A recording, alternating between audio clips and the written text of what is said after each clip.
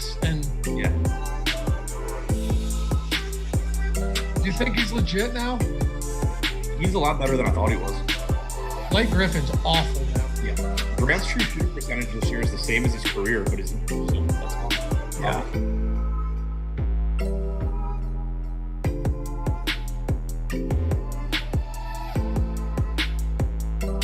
Yeah. Just after the show, you'll have some fun.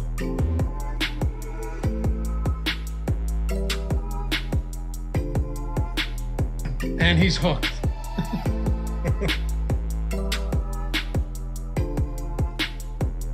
I pulled the Sabonis as he was saying that. Did you? What number? Like 6,000 something. Yeah. What is going on, everybody? Welcome to the Awesemo.com NBA Deeper Dive Show. Different time, same show, but it certainly is strange coming up here. Pulling up at 7 Eastern for a 9 p.m. lock. Of course, live before lock, coming on 8 Eastern, directly after us, taking you all the way up till tip-off between OKC, Denver, New Orleans, Utah. I'm Dave Loughran on Twitter at Laffy_D, LOUGHY_D. And Adam Scherer with me as always at ShipMyMoney DFS. I'm just out here tweeting my top shot moments, man. That's where I'm at these days. Yeah, I just pulled a Devin Vassell inside the top 1,000. So hopefully he starts getting some run. You need to digitally frame that. Put it in the showcase. We're happy to have all of you guys with us as always. Later shot. I'm telling you, it feels a little weird, right? Like it's completely dark out before we start. It's 7 o'clock. I already ate dinner, just ran out, bought a bunch of Powerball tickets, and then come home and do a show. Yeah, and I have like anxiety right now too because like NHL just locked, and it's like normally NHL locks after our show, so now I just feel like thrown off, like I screwed up in NHL or something. But yeah, it's a weird timing. How often do you use late swap for NHL? Only when someone like gets scratched because I don't know enough about NHL to late swap. Yeah, I don't know. I know a lot about hockey. I play hockey, but as far as NHL DFS goes, I'm lost. I know you stack lines, and in tournaments you do. I've been playing cash, so I just. Oh, so you don't even. Okay, so it's like base. I always kind of considered it to baseball. Like if your goalie's terrible and your pitcher's terrible, it sets you back pretty far. Yeah, and like I should be late swapping if if I'm in a head-to-head and we're clearly unblocked, I should late swap. All right, well, chat's popping already. You can trust our boy X Drop Roses to come in with a hot take straight out of the gate. So that'll get the juices flowing. What's up, everybody? Hit that thumbs up for us if you haven't done so yet. And of course, subscribe to the channel. Where are we at? 48.7, 1,300 to go. When's the Super Bowl? Do you know what day the Super Bowl is? Like what day of the month or what month? Sunday. What? I said Sunday. Probably the first Sunday in February, but I have no idea. Yeah, it is February 7th. So we got about 3 weeks to get there. I think we can make it happen. We've been averaging like 800 to 1,100 per week as YouTube subscribers. Thanks to all you guys for finding us and sticking around. Assuming you appreciate the free content and you want to help support us, the simplest way to do it is click subscribe and hit that thumbs up whenever you jump into the room. You ready to dive into this too, gamer? Yeah. All right. So OKC and Denver. By the way, excuse me, both games start at 9. So some of this news that we're waiting on in the New Orleans, Utah game, specifically Joe Ingles being questionable, pretty big impact it could have if he's out. Fortunately, these games started the exact same time. So that's going to do us a lot of favors. And that's why you'll want to stick around after the show for live before lock. But first, we start with OKC and Denver.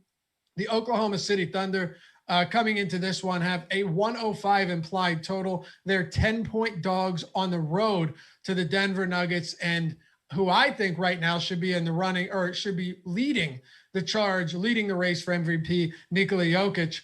No Al Horford for the OKC Thunder, which means that Isaiah Roby gets another start. And he's actually been pretty productive, north of a fantasy point per minute in these opportunities this season.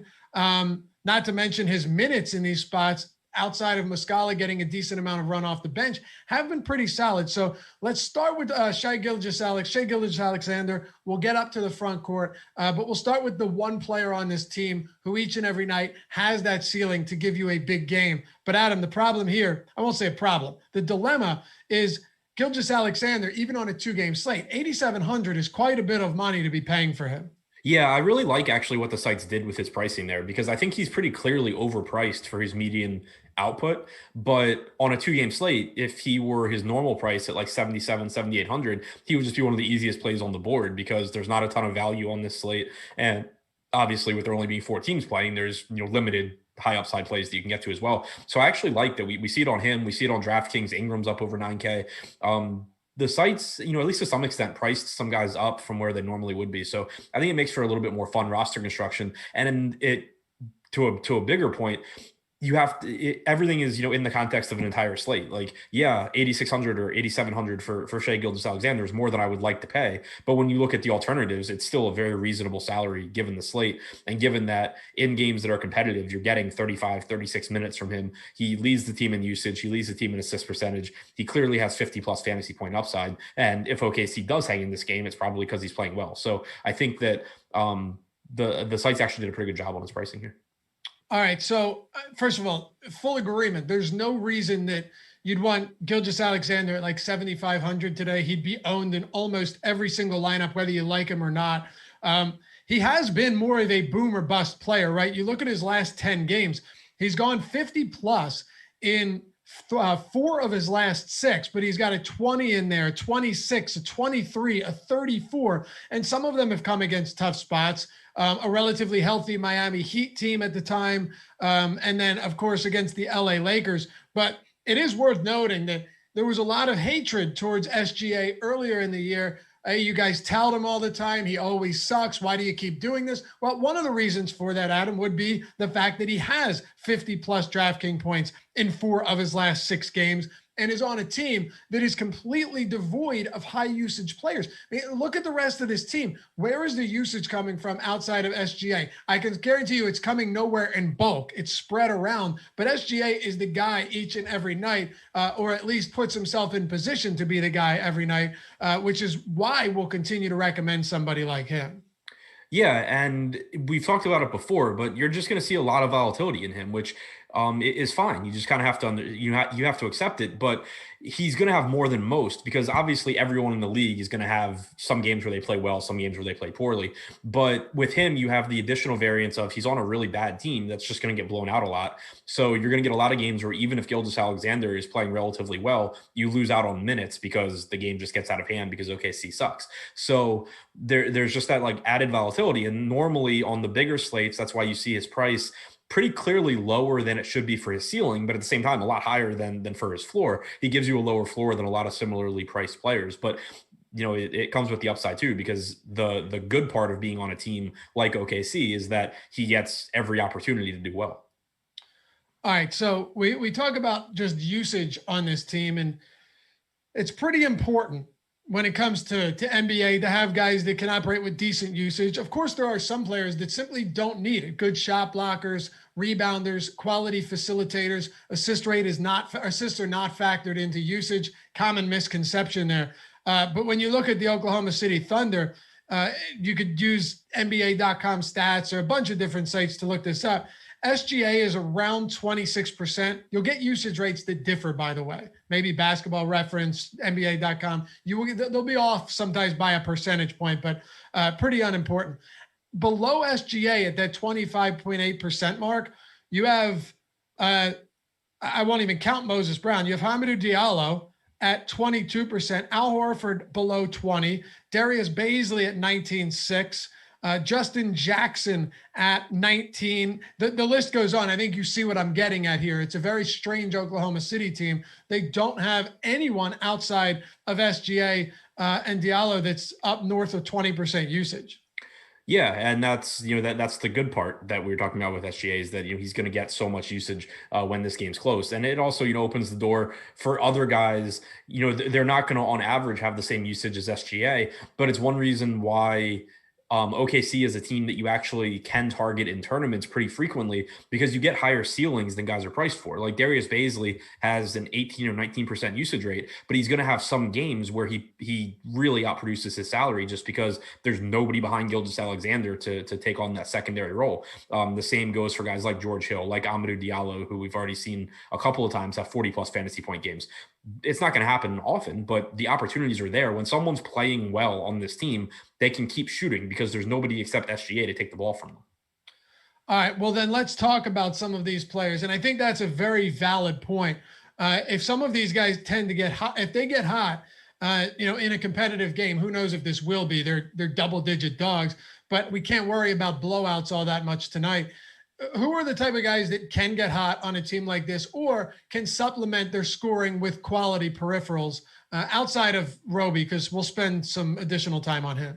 Yeah, staying out of the front court for now. But, we saw it last game. I mean, Lou Dort played like 34 minutes in regulation. He's only averaging about 29 for the season, but he played really well against Chicago, had a monster game at, I think, 4,100. His salary on DraftKings jumped $1,000 after that. But Darius Bazley is the one who I think has really put up some big games this year, even though his rates, like if you look at his average rates and his average production, you just don't see it. But he is one of the leaders in rebounding percentage on this team. He's got, like I said, about an 18% usage rate. In competitive games, you're typically seeing 32, 33 minutes. He only played, played 26, 27 minutes last game, but he was questionable coming into that game as well.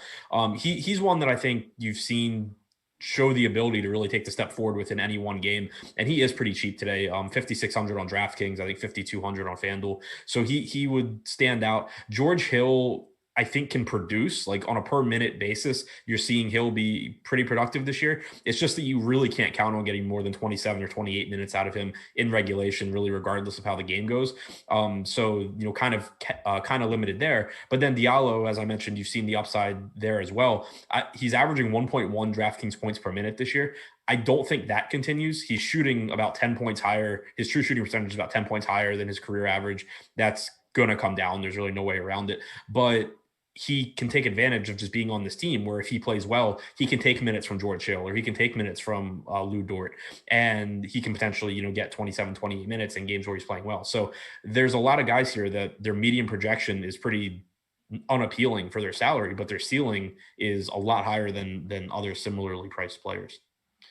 All right. So let's do this before we talk about the front court. It's a beast in and of its own. You have Dort, you have Bazley, you have Hill, you have a few of these guys that mix in as at least somewhat respectable plays today. Who would you say is your favorite outside of SGA? Because George Hill's actually pulling a lot of ownership, and I think you would agree that is solely because there is very little value, not because we expect George Hill to put up a banger. Yeah, it's just because he's priced pretty well. I think my favorite guy is actually Bazley, just because like if he plays well, he can give you those 33, 34 minutes, whereas George Hill is just not giving you that unless something really weird happens. And Bazley, we know, can still give you those 40, 45 fantasy point games. I think Hill's a good value, but I think Bazley's the guy that stands out as like someone that could win a tournament tonight. All right. You want to talk about this front court? Yeah, may as well. All right. So, Isaiah Roby right now is pulling the second highest projected ownership at our Awesemo.com ownership projections, $4,100, 44.5% ownership right now on Roby. That is quite a bit. And one of the reasons he's getting so much of this ownership is he has power forward eligibility, which on any slate is huge. On FanDuel, you have Roby at 32%, which is still up there, right outside of the top 10. Power forward eligibility there, of course, single eligibility site. Without Al Horford this year, he's been pretty decent. And I remember I swapped off Muscala to him when he was starting and thought this could be the worst decision of my life. Well, not the worst. Top shots might be, though.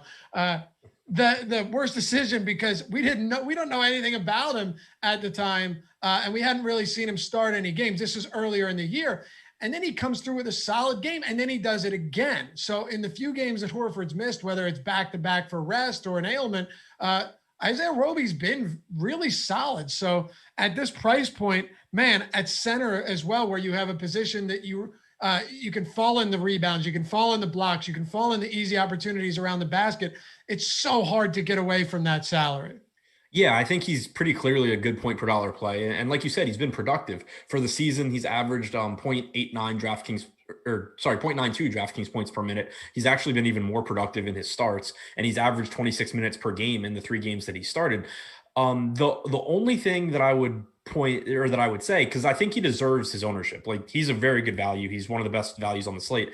The one thing I would point out is that with it being a 2-game slate, if you're playing tournaments, I'm kind of surprised that Mike Muscala is not getting more ownership at 3,400 on DraftKings, because for one, he's $700, $800, $700 less expensive than Roby. I know he's a center, but there is a little bit less opportunity cost than normal. The other thing, though, is that he's basically splitting 48 minutes with Roby. If Roby were to get in foul trouble dealing with Nikola Jokic, or Muscala were to play well, Roby plays poorly, whatever, if something weird or unusual happens, Muscala is picking up minutes at the expense of the second highest owned guy on the slate, and he's less expensive. And Muscala produces at a similar rate. So from an ownership standpoint in tournaments, I actually think that Muscala has some value here. Not saying I don't like Roby, though. He clearly is one of the top point per dollar projected guys. Would you play both of them together? It sounds, like a strange question, but it already happened once this year where Muscala finished in the 20s and Roby finished in the 30s in his first start for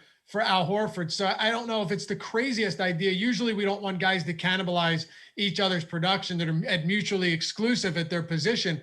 But on a 2-game slate, I don't know if it's the most insane idea with how cheap both of them are. I think it's fine on this slate for a couple of reasons. One being what you said, it's only a 2-game slate. And yeah, I mean, they're both cheap, but it's only a 2-game slate. So like the main reason why you normally care about negative correlation is because opportunity cost exists. And Right. if you're rostering both guys, then you're costing yourself someone else. But on a 2-game slate, opportunity cost is obviously much lower than it would be on bigger slates. Also, they're both cheap enough. Like, let's say Roby plays 27 minutes and Muscala plays 21, and they both get 1 fantasy point per minute. Neither one broke the slate open, but they both gave you scores that you're very happy with at their price, especially given the lack of value on this slate.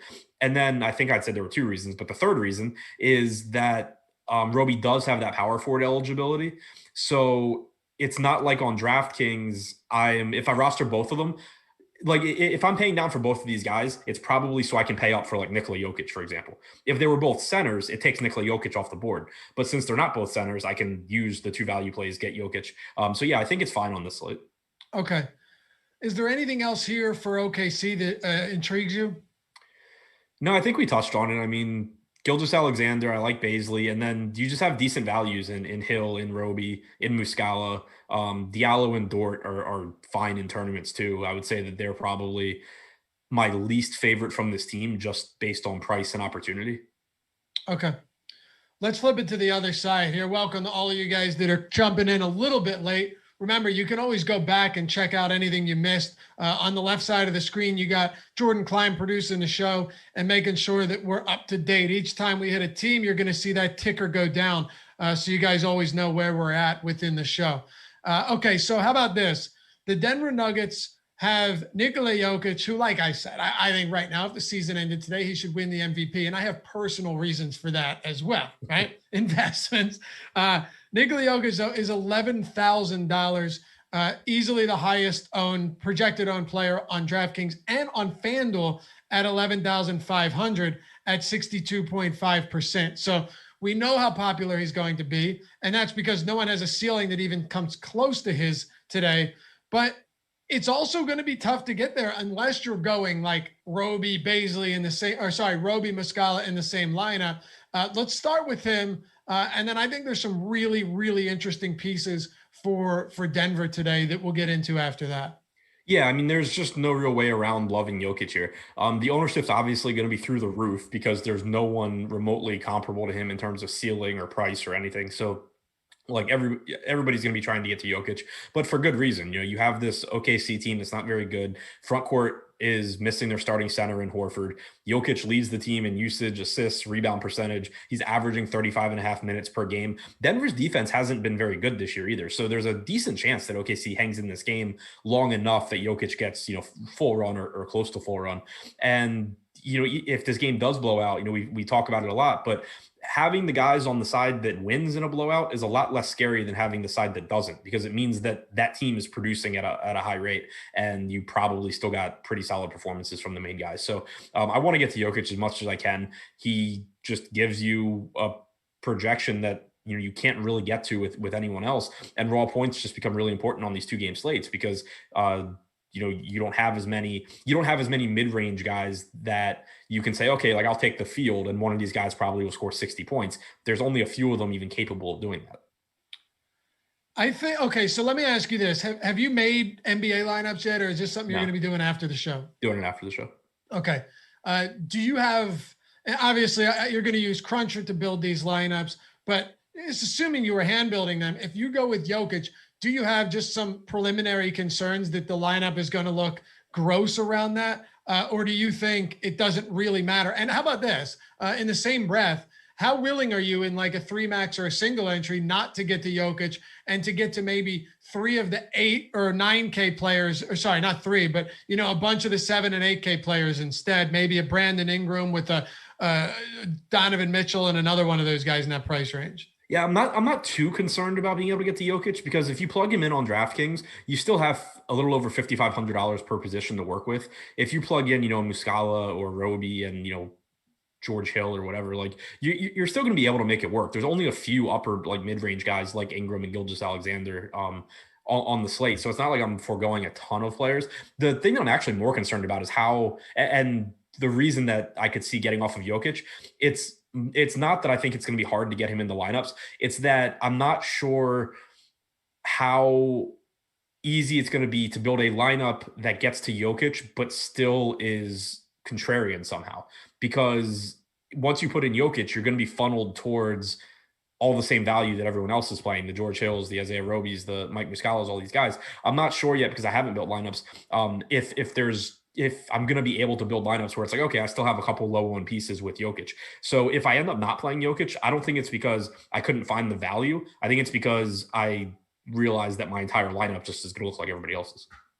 One thing when I was researching this slate that I thought about is I really like this one because for a 2-gamer, because certain 2-game slates can be ugly. One thing I really like about it is there are a handful of players, and one of them we'll get to right now, a handful of players that just haven't had the greatest seasons, but have proven time and time again that their upside is astronomical. And you have 2 of these guys that traded monster games back and forth in the postseason last year in Jamal Murray and Donovan Mitchell, not in the same game, but on the same slate tonight. And I think Jamal Murray, while he isn't Nikola Jokic, while he's not nearly as reliable, while he isn't even averaging a fantasy point per minute this year, is a clear gunner and somebody with a relatively high mid-20s usage rate that when he gets hot can absolutely rip the top off of any slate. And we haven't seen a ton of it this year, and maybe you disagree, but he just feels like the type of guy that we know every so often he throws up 50 real points and just absolutely goes scorched earth on the hardwood. I think that makes him pretty interesting tonight on such a small slate. Yeah, and I mentioned that exact same point in the deep dive today. The rates for Murray are down this year, and part of that has to do, I think, with Jokic playing more minutes. Not only has Jokic taken on an even bigger role in the offense, but he's also averaging about 3.5 more minutes per game than he did last year, and it is having a negative effect on Murray. But the thing to keep in mind, especially when you're talking about tournaments, is that you're playing a 1-game sample size, and there's going to be games, even with his average rates down, you've seen it and you'll continue to see it throughout the year. There's going to be games where Jamal Murray is the guy and his shot's going in and he keeps calling his own number and he keeps scoring. And naturally Jokic, not saying he has to have a bad game on those nights, but he's going to probably have a little bit worse game if Jamal Murray's playing well. So on a slate like this, where you have a ton of ownership deservedly going to Jokic and a lot's going to Murray too. But the point being, if you don't get to Jokic, if you can't get to Jokic in your lineup for whatever reason, going to someone like Jamal Murray makes a ton of sense, because there's just going to be games where he does take over and you're basically just saying, okay, I don't have Jokic. So is the easier way for me to win this slate to not have Jokic and also not have Jamal Murray and also not have Will Barton, like just assume that Denver doesn't score points against OKC? Or is it to have someone that at least to some extent negatively correlates with Jokic? And I hope that this is just the game where I jump past all the Jokic teams because Jamal Murray dropped 60. Yeah, well said. I'd say another conversation to be had, just to kind of expand on this a little bit, is while you make that point, you're still willing to get Murray and Jokic in the same lineup, right? Yeah, and I mean, I would probably, if I'm doing that, I would probably just want to run it back with someone that can score from OKC, whether it's Baisley, whether it's Gilgeous-Alexander, even Dort or Diallo or something, like somebody that can keep the game close. Because if you get 50 from Murray and 65 from Jokic, chances are one of these guys on AKC is playing above their heads. All right. So outside of Jokic and Murray, you've got Will Barton, who is Will Barton will ruin your life one way or another, but we have to talk about him. And he's got the ability to play big minutes here. Mike Malone is always willing to run him out there for big minutes in a competitive game, or if he's playing well. But he's had some really awful games. He's had some very low usage performances as well. Like, go back and look at some of these games, right? He's shooting 7 times a game, 6 times per game. He's attempted 7 or fewer shots in 3 of his last 6 games. So there are some red flags on a bigger slate, but you also say, all right, well, he got up 15 shots there. He got to the line 3 times, so his usage was decent. Not great peripherals, but Will Barton is another one of those strange players that can fall flat on his face, or at his current price point, sub 6K, can be pretty solid. Yeah, he's kind of just the cheaper small forward version of Jamal Murray. Not that they're the same player or offer the same fantasy production, but you've seen Barton also, his rates and his per minute production this year have come down because he's in the starting lineup. He's playing more minutes with Murray, more minutes with Jokic.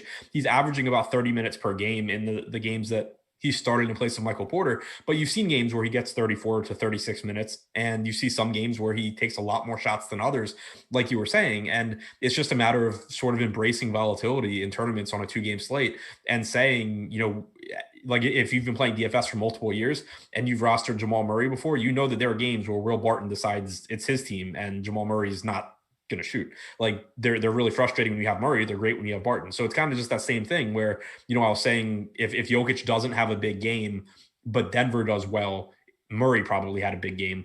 The third outcome is that neither of those guys have a monster game. It's Barton. So like chances are one of these 3 is having a big game tonight at the very least. Yeah. And it's also very much possible that 2 of them have a really good game and a third one has a decent game. It's possible, but you could see a scenario where Jokic is good but not great, which opens up more opportunities for Barton and Murray. But the bottom line is all 3 of these guys on such a small slate make a whole lot of sense. Talk to me about the rest of this team and what you see happening with the Millsap, JaMychal Green, and Dozier situation. Yeah, so the rest of this team, I think, actually gives us opportunities in tournaments. And it's not to say that it's opportunities where, like, I'm really confident that I'm going to be right in who I pick. But I think that at least one of these values probably does well. And right now, the ownership projections on all of them are about the same. I was hoping that we would get, like, one of them being lower owned. But what you're seeing, essentially, is, barring something weird happening, Jokic is going to close, Murray's going to close, and then 3 of Monte Morris, Will Barton, Gary Harris, PJ Dozier, JaMychal Green, Paul Millsap. 3 of those guys are going to close. Millsap and Green aren't playing alongside each other, so I wouldn't want to roster those 2 together. Since JaMychal Green came back, Millsap and Green are both averaging between, I think, 21 and 22 minutes per game. They're basically splitting time. If one of them gets hot, they'll play more. But then you also have PJ Dozier, who has stolen some minutes from them. Last game, for example, Dozier closed over both Green and Millsap. So you have that in the mix too. But all these guys are cheap enough where, like PJ Dozier is $200 less than Isaiah Roby. Millsap is $400 more, and Green is $500 more. Not saying I think they're as good a play. They don't project as well as Roby, but they're also half the ownership, and they give you similar upside at least. Like they can still go out and get you a lot of fantasy points. Green in particular is averaging over a fantasy point per minute this year. So if you're playing a lot of lineups, I think rotating through Millsap, Green, and Dozier is a good idea. If you're playing fewer lineups, obviously you'll kind of just have to guess and hope that you're right. Monte Morris also in here though, and he's someone that I think his playing time is more consistent. He's averaging about 26 minutes per game this year. It's just that he averages like 0.8 fantasy points per minute because outside of when he's with the second unit, he's not going to be the, a ball dominant guy. He's not going to get a ton of scoring opportunities, but he is getting the minutes. He is cheap and his ownership is relatively low. So I think all of these cheap guys from Denver actually have a place in lineups tonight. I don't need you to rank your top 3 among Jokic, Barton, and Murray. I know we both like them quite a bit, but how would you rank the peripheral guys for Denver? I would go Morris number 1, just because I think the minutes are he's averaging the most minutes. And so it's just kind of a matter of, I need him to play unusually well. The other guys, you need them to get more minutes than normal and to play unusually well. So I would say Morris is number one.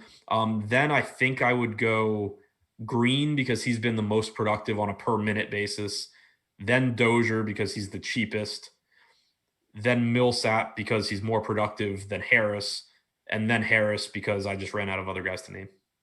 Normally, I wouldn't answer blowout questions, but Michael asked one that maybe on a night where you only have 2 games, it could be viable. He says, Adam, who's on the floor in the fourth during a blowout? He's assuming that Denver wins this in blowout fashion. So the last big blowout that Denver had looks like it was January 10th against the Knicks.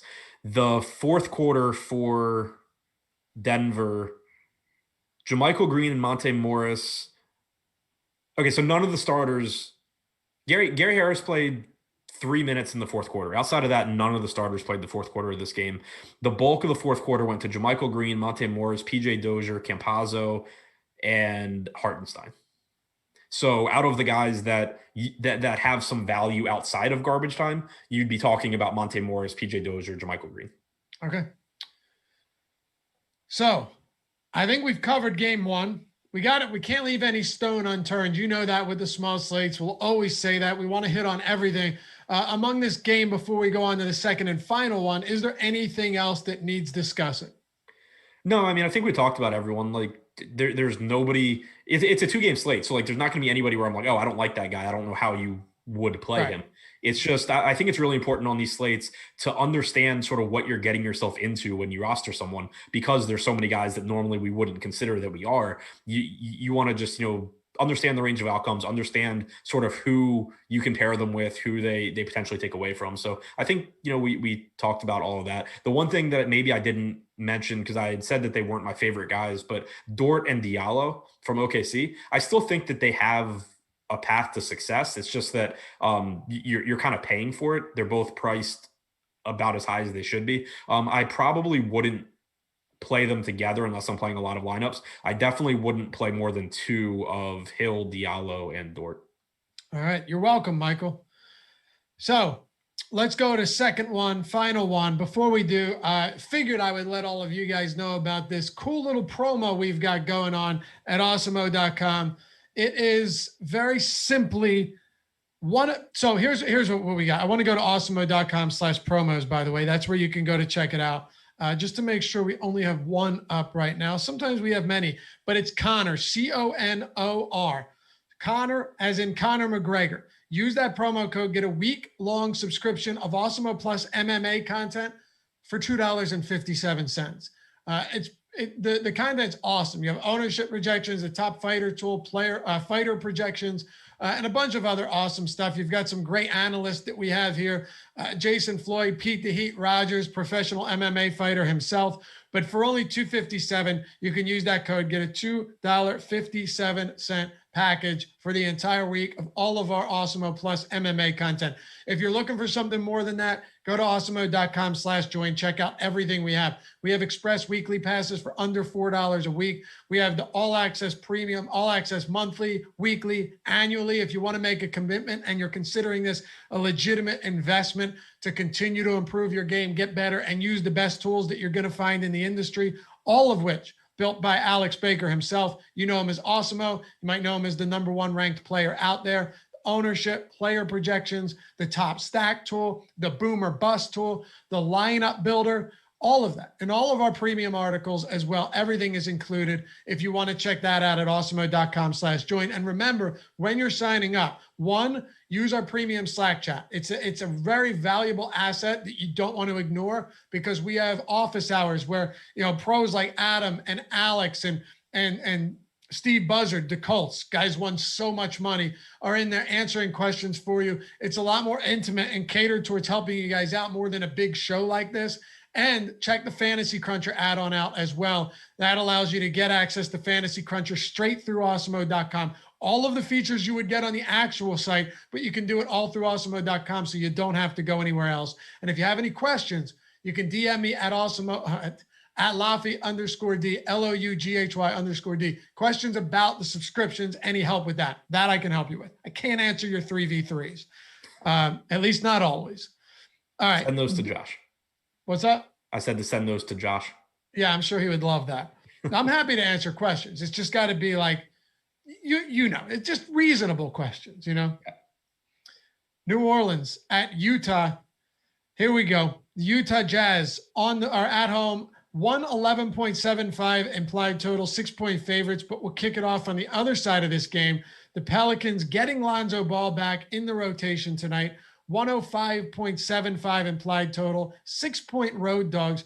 Let's start it off in the backcourt where you've had Alexander Walker with a couple spot starts, with Lonzo Ball out, Eric Bledsoe really not giving us the season I had hoped for. And then we can talk Ingram, we can talk Adams and a couple others here. Yeah, so the Pelicans kind of a tough spot now because they're one of these teams that, they played a couple of games without Lonzo, and that opened up minutes for Josh Hart. It opened up minutes for Alexander Walker. It made Bledsoe in the one game that he played a much better play. But now Lonzo's back, so it takes those minutes away. It pushes Bledsoe back to being basically the third facilitating option and the third scoring option, third scoring option offensively. So he's not that Bledsoe can't still have a good game at his salary, but it's less likely. Alexander Walker is essentially impossible to get to with Lonzo back. I do have interest in Ball, though. Assuming we don't get word that he's going to be limited. He's only 6,300 on DraftKings and 5,500 on FanDuel. He's not going to lead this team in any one category. He will be on a minute limit, according to Van Gundy, but there's no word on what that limit will be. You said he will? Sorry? You said will? He will be on a minutes limit, but we don't know what it will be. That's useful. Yep. Sorry, go ahead. Okay, yeah. So that makes him less appealing. It also makes him lower owned. But the point I was going to make is that even though he's not going to lead the team in scoring or rebounds or assists this year, he contributes enough in all those categories that he's still just going to run into some big games where he can give you those 12, 11, 10 type lines. So hopefully we get a little bit of clarification between now and lock on if that minutes limit is 26 minutes or if it's 32, because obviously if it's 32, I really couldn't care less. But that'll be something to keep an eye on. I still, if I'm playing a decent amount of tournament lineups, even if we stay with the vague, he's on some sort of limit, I don't mind taking a shot at him just because it's going to knock his ownership down. But it obviously makes him less appealing. Him being back, I don't think really should have much impact on Ingram or Zion though. Ingram leads the team second in assist percentage. Sorry, leads the team in assist percentage. I was looking at last year. Even when Zion's playing, or even when Lonzo is playing. So I think going to Ingram here is still fine. He's priced up higher than he had been, and it's not a great matchup against Utah. So the margin for error is smaller than it had been or has been for most of the season. But I still think, Ingram gives you a really high ceiling, especially if you're not going to Jokic. You're going to want to get to guys like Ingram, a couple of like the Ingram, Murray, Mitchell type guys that can go and give you 50 fantasy points to try and make up for what you're missing out on with Jokic. Zion a little bit cheaper, getting a lot more ownership, I would expect. Our ownership projections have him, about 10 points higher than Ingram. So, I think that makes sense. He's not contributing the peripherals that you would like. The rebounding numbers are a little bit disappointing. The assist numbers aren't really there, but he does have almost a 30% usage rate. He is averaging 32.5 minutes per game. So I think, he still gives you a pretty nice ceiling. Lonzo was playing 35 plus minutes per game and 4 straight games leading up to that injury. It's tough to say with Van Gundy what his minutes are going to look like, but at this point, I know he hasn't been a particularly great per minute producer on the season, but with minutes, there's at least, the opportunity to put up decent numbers. What are you going to put him at? 25, 28? If I don't hear anything, I'll probably go 28 or 30 just because he wasn't out that long. No, less than, or 10 days around. Yeah. And Van Gundy doesn't really have a track record of like babying his guys. If I remember correctly, he typically will be pretty aggressive. So if I don't hear anything, I'm probably just going to guess 28 to 30 ish. Yeah, he missed 3 games and he's dealing with bilateral knee tendonitis.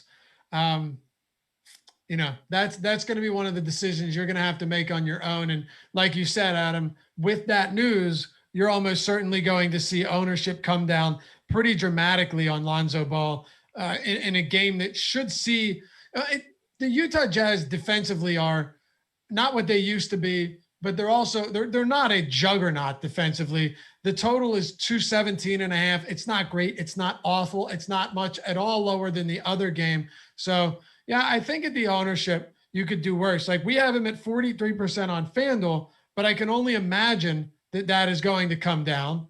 And, given this news, because we haven't gotten an update yet. And then on DraftKings, Lonzo Ball is at 23%. So I don't know. It has to come down, right? With this minutes limit, I would expect it to plummet. Yeah, I expect that it comes down. All right. Did you talk about Ingram? Yeah, just that I don't think he's really impacted by Lonzo being back all that much. The assist numbers should still be there. It's more so that his salary rising makes it so there's less wiggle room. Like he has to actually play really well, but he does lead the team in minutes. He leads the team in usage. He leads the team in assist percentage. I think that he's a guy you should really be targeting, especially if you're not getting the Jokic.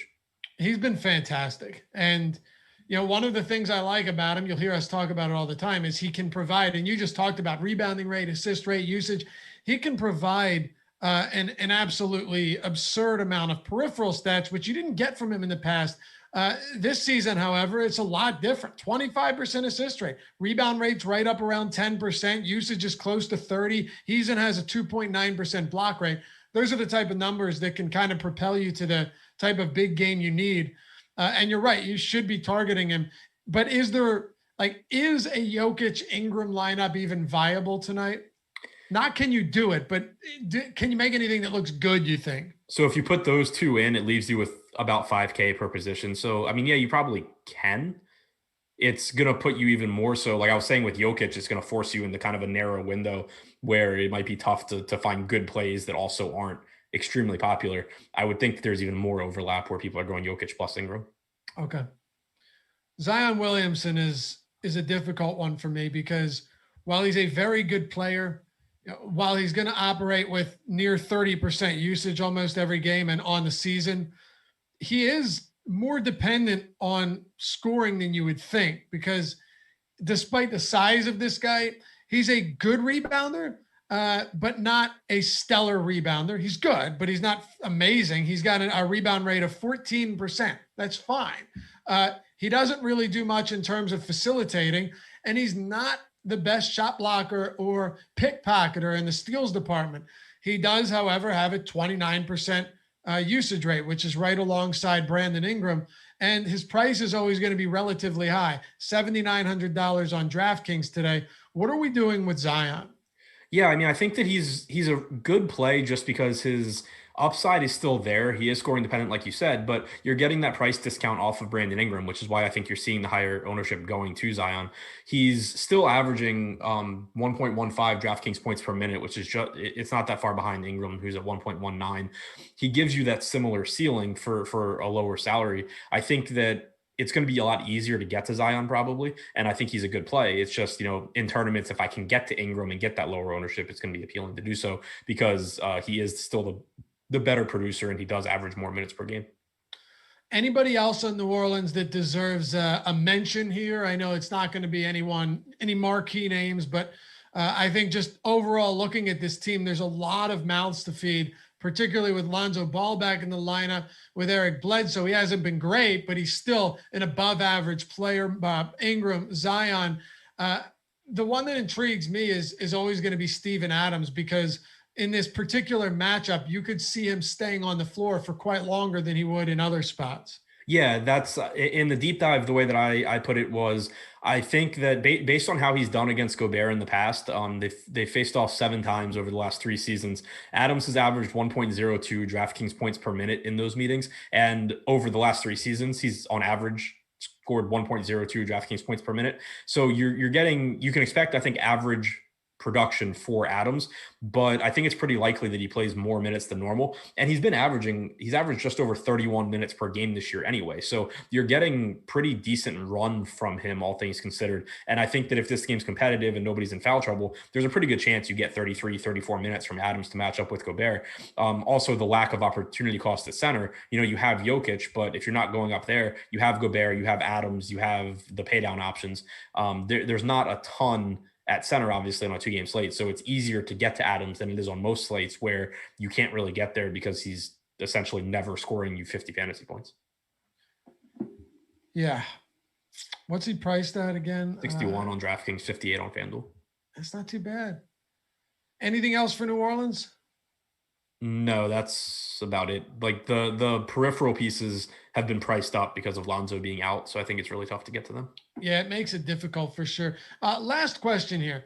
With Eric Bledsoe remaining in the starting lineup as I think we would have expected, let's say this game stays competitive. I know you talked about him a little bit, but do you think, just given the ownership on someone like Bledsoe, who on DraftKings right now is at 14.5%, which is really one of the lowest on such a small slate, is Bledsoe worth saying, you know, maybe I can roll the dice? Just as you said, low ownership on Lonzo with the minutes limit could be viable as well. Or is it a spot that you don't see yourself getting a ton of exposure to? I don't see myself getting a ton of exposure, but I think that the logic on Bledsoe is similar to what I was saying on Lonzo. He doesn't put up quite the same production as Lonzo, but I guess, for the season, he has actually been pretty close. You've seen Lonzo take a step back in terms of fantasy production. So it's the same kind of thing. Like, Bledsoe is a decent rebounder for a guard. He gets assists. He can score. He's just not going to be the top guy in any of those categories on average. But, if he's playing well, you should get around 30 minutes, maybe a minute or two more. I think the logic is about the same going to him as it would be going to Ball. Just that as far as talent goes and the ability to produce fantasy points, there's not much on this slate in this price range that's better than Bledsoe. You just have to kind of get him playing at the top of his game, and then also him to kind of run good on how many minutes he plays. All right. One more team to go here, making a decent pace, killing an hour. That's what we do. Why not cover everything we possibly can? What else are we doing tonight? We're watching and playing basketball. Well, playing DFS, watching basketball. The Utah Jazz 6-point favorites, 111.75 total. By the way, guys, if you jumped in late, hit that thumbs up for us. It is greatly appreciated. Helps us a ton. More importantly, subscribe to that channel. Become part of the Awesemo family. It's super free as well. And it's worthwhile because we'll always show up on your recommended feed, the browse feature. You'll know when we're live and all that good stuff. We won't get lost in the YouTube algorithm that just sucks people up, never to be seen again like a black hole. All right, Utah, Donovan Mitchell. I mentioned Murray's the type of guy, and you said Barton as well, that they just can underperform expectations and then blow up and change the entire landscape of a slate. Donovan Mitchell has the same capabilities, and to a large extent, he's underwhelmed this season as well. Yeah, he started out the season really poorly. His true shooting percentage was well below his career average and his average from last year. He's gotten a lot closer now. He's only a point or two off of his career average. So I think you continue to see it come up, but he's pretty much back to where he should be. He's averaged 1.12 DraftKings points per minute. I think he's actually having a little bit better year than he gets credit for. On a lot of slates, I've felt like he's just priced kind of where he should be, and a lot of other guards have been underpriced. So he hasn't really been someone that I've rostered a lot this year. But today it's different because he's less expensive than Gilgeous-Alexander by $500 on DraftKings, by $400 on FanDuel. He leads the team in usage. He's playing 34, 35 minutes in competitive games. He's averaging 1.12 DraftKings points per minute. Like, everything looks pretty good for him. And I think the salary is really affordable. He's similar as far as range of outcomes to Shai Gilgeous-Alexander. Gilgeous-Alexander probably will reach his ceiling a little bit more because of the team that he's on. But, Mitchell has that same kind of upside, and he's a little bit cheaper. So I really like Mitchell here. I think this is one of the first slates I can remember where outside of the very beginning of the season, where Mitchell's salary was really low because he was shooting so poorly, where Mitchell's been underpriced relative to other options around him. I really like him a lot today too. Let me ask you this: between Donovan Mitchell and SGA, who do you like more? I was going to say whichever is lower owned, and then I looked at ownership and it's 39 to 38. Yep. Yeah. What about whoever's lower priced at this point? Yeah, exactly. I was going to say whoever's lower priced. And so I'd give the edge to Mitchell there, just because I think that the matchup, not that it's a great one against the Pels, but I think it's a little bit more favorable than going up against Denver as a 10-point underdog. And then also that he is a little bit less expensive on a slate where I don't really love the value. Okay. Yeah. Just like looking what you can do with a Mitchell, Murray, Ingram lineup, those three still gives you more remaining per player than a Jokic, Brandon Ingram. So I do think there are some ways to get those upper mid-range guys in and potentially land three of them in the lineup and still have something pretty solid, because, this is as good a play as Nikola Jokic is on any given night. It's possible that he doesn't go for 70 fantasy points. Like, he's still someone that has less than 50 in three of his last 10, and 53 or less in 4 of his last 10. As good as he's been, as often as you're going to get to 60s and the 70s from him, Jokic could certainly give you a less than spectacular game here. And even if he gives you 55, it's very possible that a Jokic fade could work in your favor. I love him today, but at the same time, I totally understand, fading him in some lineups, or if you're playing a single entry and you want to be different for a guy that's 66% owned, it makes sense to me as well. Yeah, to your point, and it's the same thing I mentioned before, because I love Jokic here too. If I end up not getting him in like my main or some of my main lineups, the reason is just going to be the ownership. Not that I think he shouldn't be 60% owned on this slate, but it's more so if you're paying 11K for Jokic, and so is 2/3 of the field, and Jokic has a monster game that you have to have in your lineup to win, great. You have Jokic, you still have to get so many other things right, so many other pieces right, because 2/3 of the field has him. On top of that, you're forced onto this same roster construction. So it's going to just put you in a situation where it's really difficult to be like the number one team out of everyone that has those teams. Whereas it's going to be a lot easier to be the number one team if Jokic is mediocre and, you have the upper mid-range guys, like you said. So again, I haven't built lineups yet. I'm not saying I think one way is like the preferred option. I'm just saying, like, I can see a path to where you kind of just hope he doesn't go for 70 points and that you can make it up with Ingram and with Mitchell, et cetera. I see it as well. And also a great thing about this, not that you base any decisions on it, of course, is Jokic is the first game and the last game to lock, both of them at 9 p.m. So you're not going to be waiting after most of your guys complete their games and he's over on the West Coast and you're just sweating the whole night, wondering what Jokic is going to do because he's not in your lineup, because it's pretty much. And on the flip side, he doesn't play at 7:00 and won't ruin your night before your games even start. Exactly. That's a beautiful thing. What are your thoughts on the rest of the Utah Jazz here? I believe we got word that Joe Ingles is available to play along with Derek Favors, who was probable prior to that. So let's talk about, let's do this. We'll get to them. Let's do Rudy Gobert first, since he's probably the next pressing issue on this Jazz squad. Yeah, I think he is. The salary looks pretty good for him at 7,600.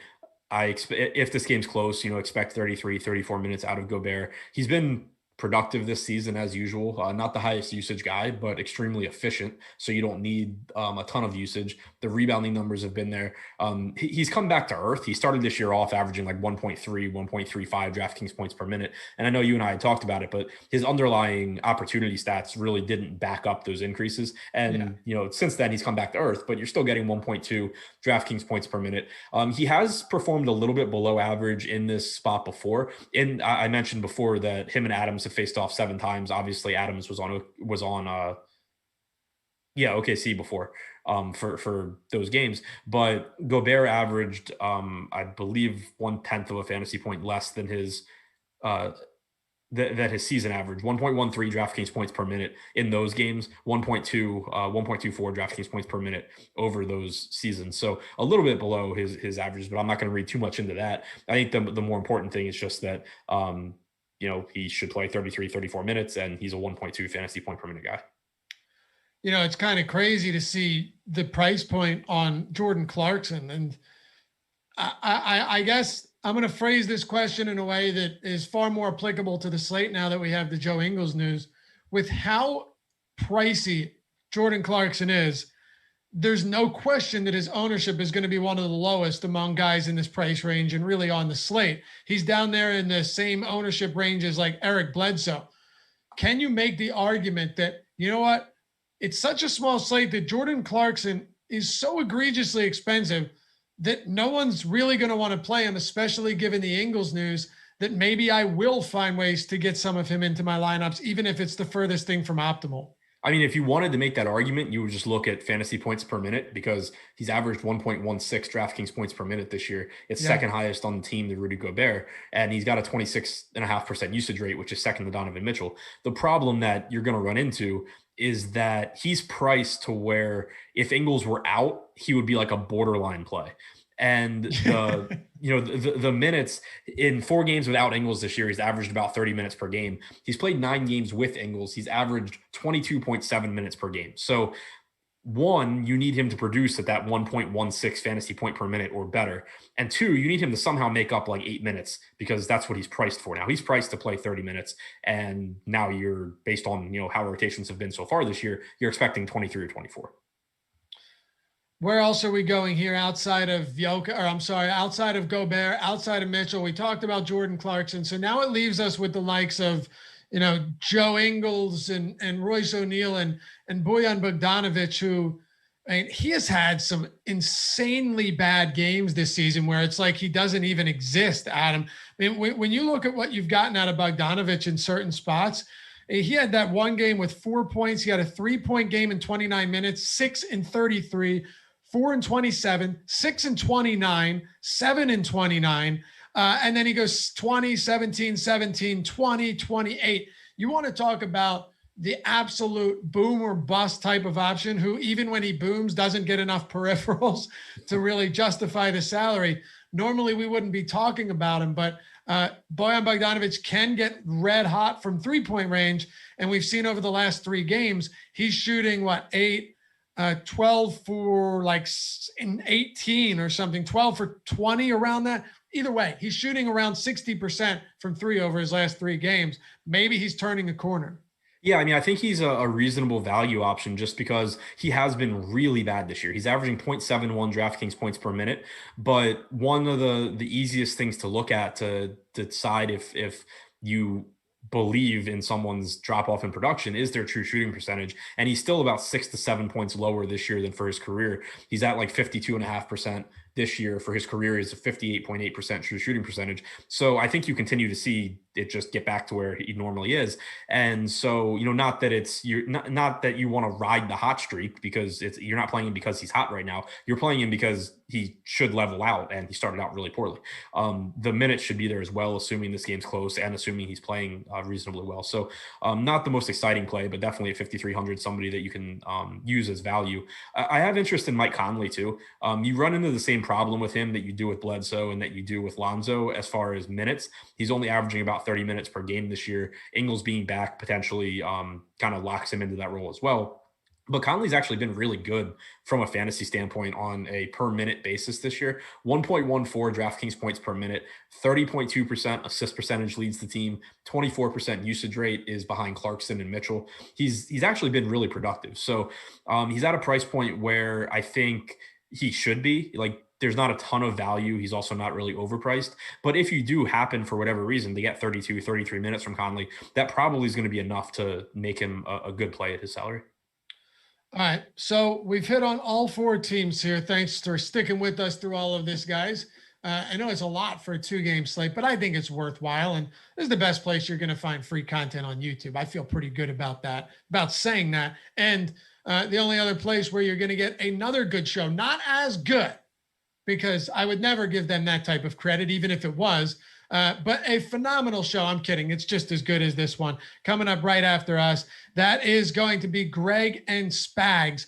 Greg Ehrenberg, Chris Spags today. They got you right after this. And one more thing, check this out. I'm very excited about this. 2 things.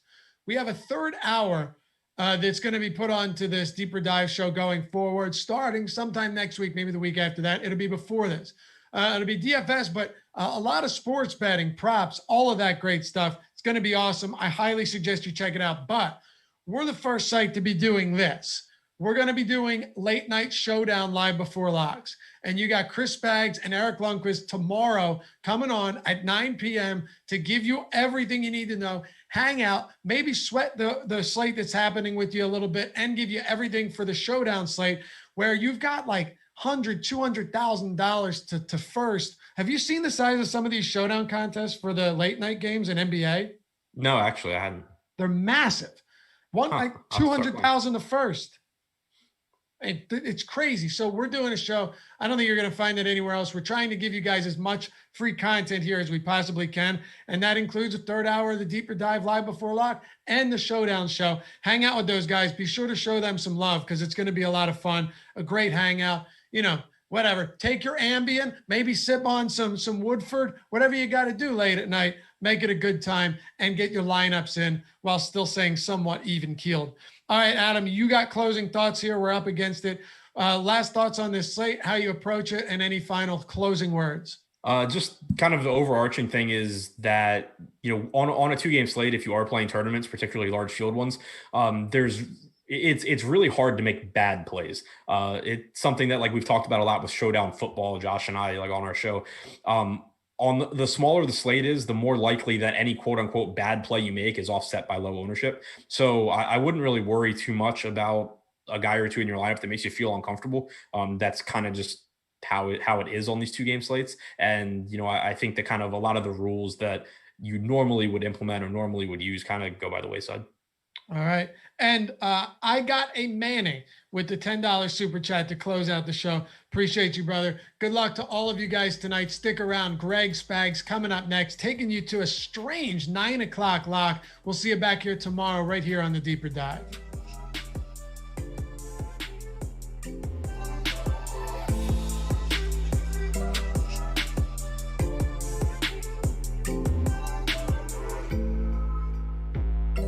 Nice. Are you serious? What number? That's worth a lot of money, bro. Yeah, that's awesome. That's like $50,000. I'm just messing with you, but it's nice. It's nice. Have a good show, fellas. See you guys. Later, guys.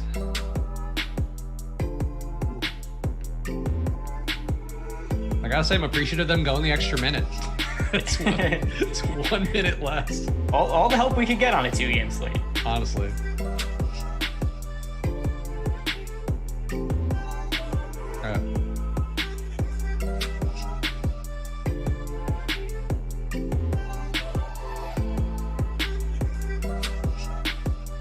What's good, everyone? You got one more hour left before lock on this later than usual slate. Another NBA schedule affected by all the changes going on around us, but we'll take you through everything you need to know today. I'm Chris Spags, joined once again by my friend, your friend, a man we all know and love. He's Greg Ehrenberg, but his pals call him Nerd Ass Greg. How you doing, Greg?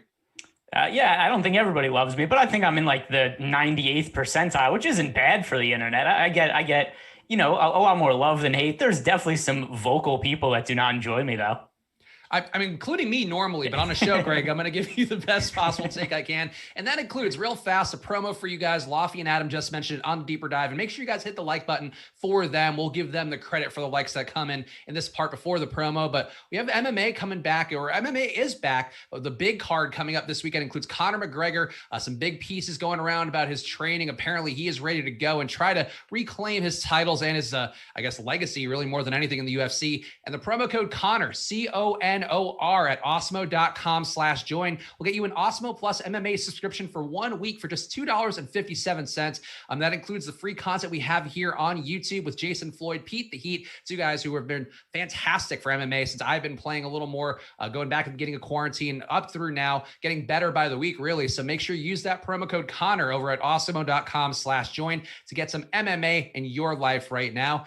And Greg, let's talk about the slate, because I guess the first thing I should say, hit that like button. If you guys get us to 750 likes, I'll give out the top 5 owned plays on DraftKings and FanDuel, because we have a little bit less people in here than usual because of the late slate, because of the short slate. I want to make sure we're giving you guys the same deal as always that I like to try to offer to you here to get a taste of our ownership projections. So hit that like button, get us to 750. We'll give you guys the free top 5 on DraftKings and FanDuel. But Greg, I feel like there's one guy who stands a cut above, who's going to be pretty highly owned everywhere. And to me, I'm going to have some lineups without him on DraftKings tonight, but I feel much like a Thanos in the Avengers movies, kind of unavoidable. Nikola Jokic, I feel like he's just been fantastic this year in a not great slate, a short slate especially.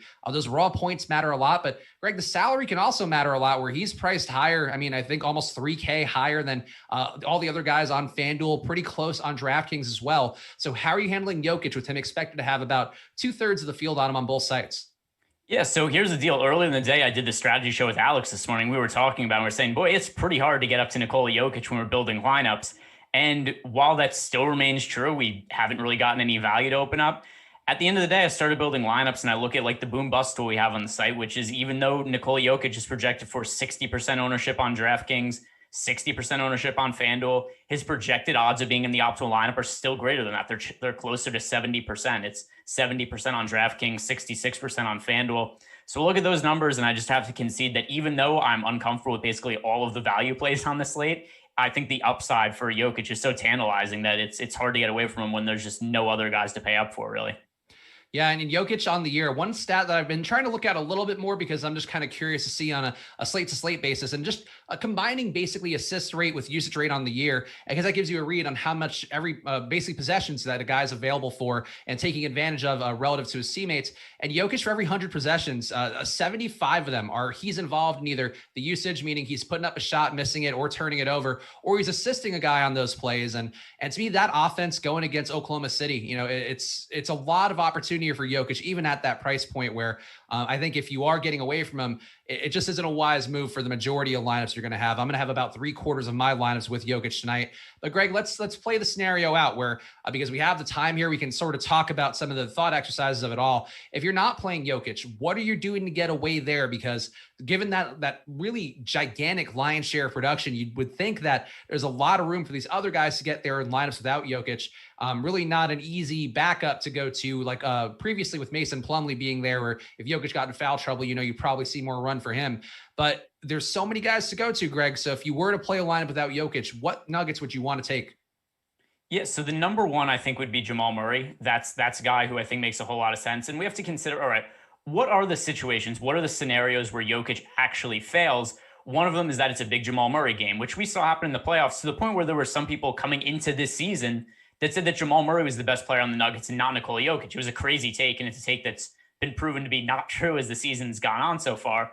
But still, I think that we've seen in the past that there have been times where Jamal Murray has massive offensive outputs, and he is coming into today with a couple of back-to-back big games in a row. But that's one of the more likely scenarios where Jokic fails. It's a big Jamal Murray game, and Murray scores, 40 points or something like that. I definitely think Jokic is more likely to be on the optimal lineup, and he's more likely to have a big game.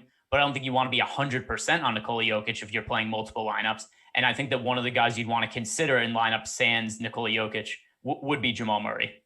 So here's a question I'll ask, and I think this is more one, I guess it could be for the hand builders as well as people running optimizers, but it's not something I did because I normally don't worry about this, but I think it's kind of thinking about the game theory of it all. Would you potentially make a rule because it's a 2-game slate, to try, if you are running, let's say a max 150 or even some of the 20 maxes, if you're just running a bunch of those, would you make a rule where if you're not playing Jokic, you would want, let's say, 2 nuggets? So just in the assumption that if Jokic gets 45 fantasy points, let's say, and it's just obviously numbers off the top of my head, if he gets you 45, I think you're probably seeing Murray, you're probably seeing Barton get there, maybe even, one of the value guys like a Dozier or even a Monte Morris. Like, it just seems like the production has to go somewhere. So would you consider that if you're running, a cruncher right now?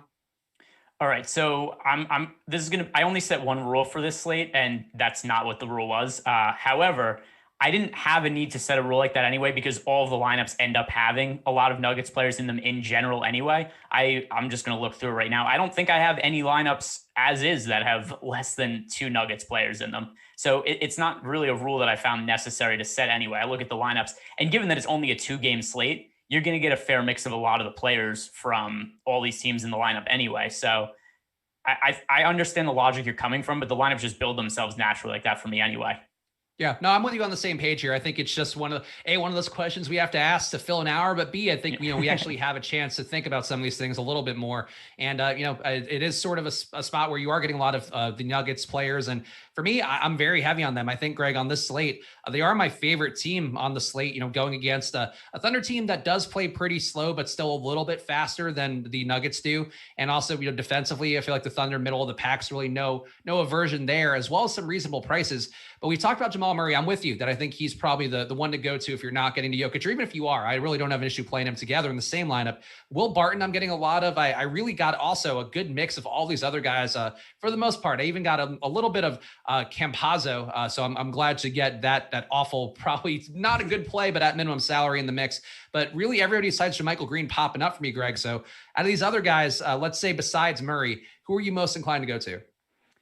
So my highest owned players from the Nuggets, number 1 is Jokic, 2 is Will Barton, and 3 is Jamal Murray. So yeah, I'm totally on page with you there with Will Barton. I think he makes for a really strong play on this slate.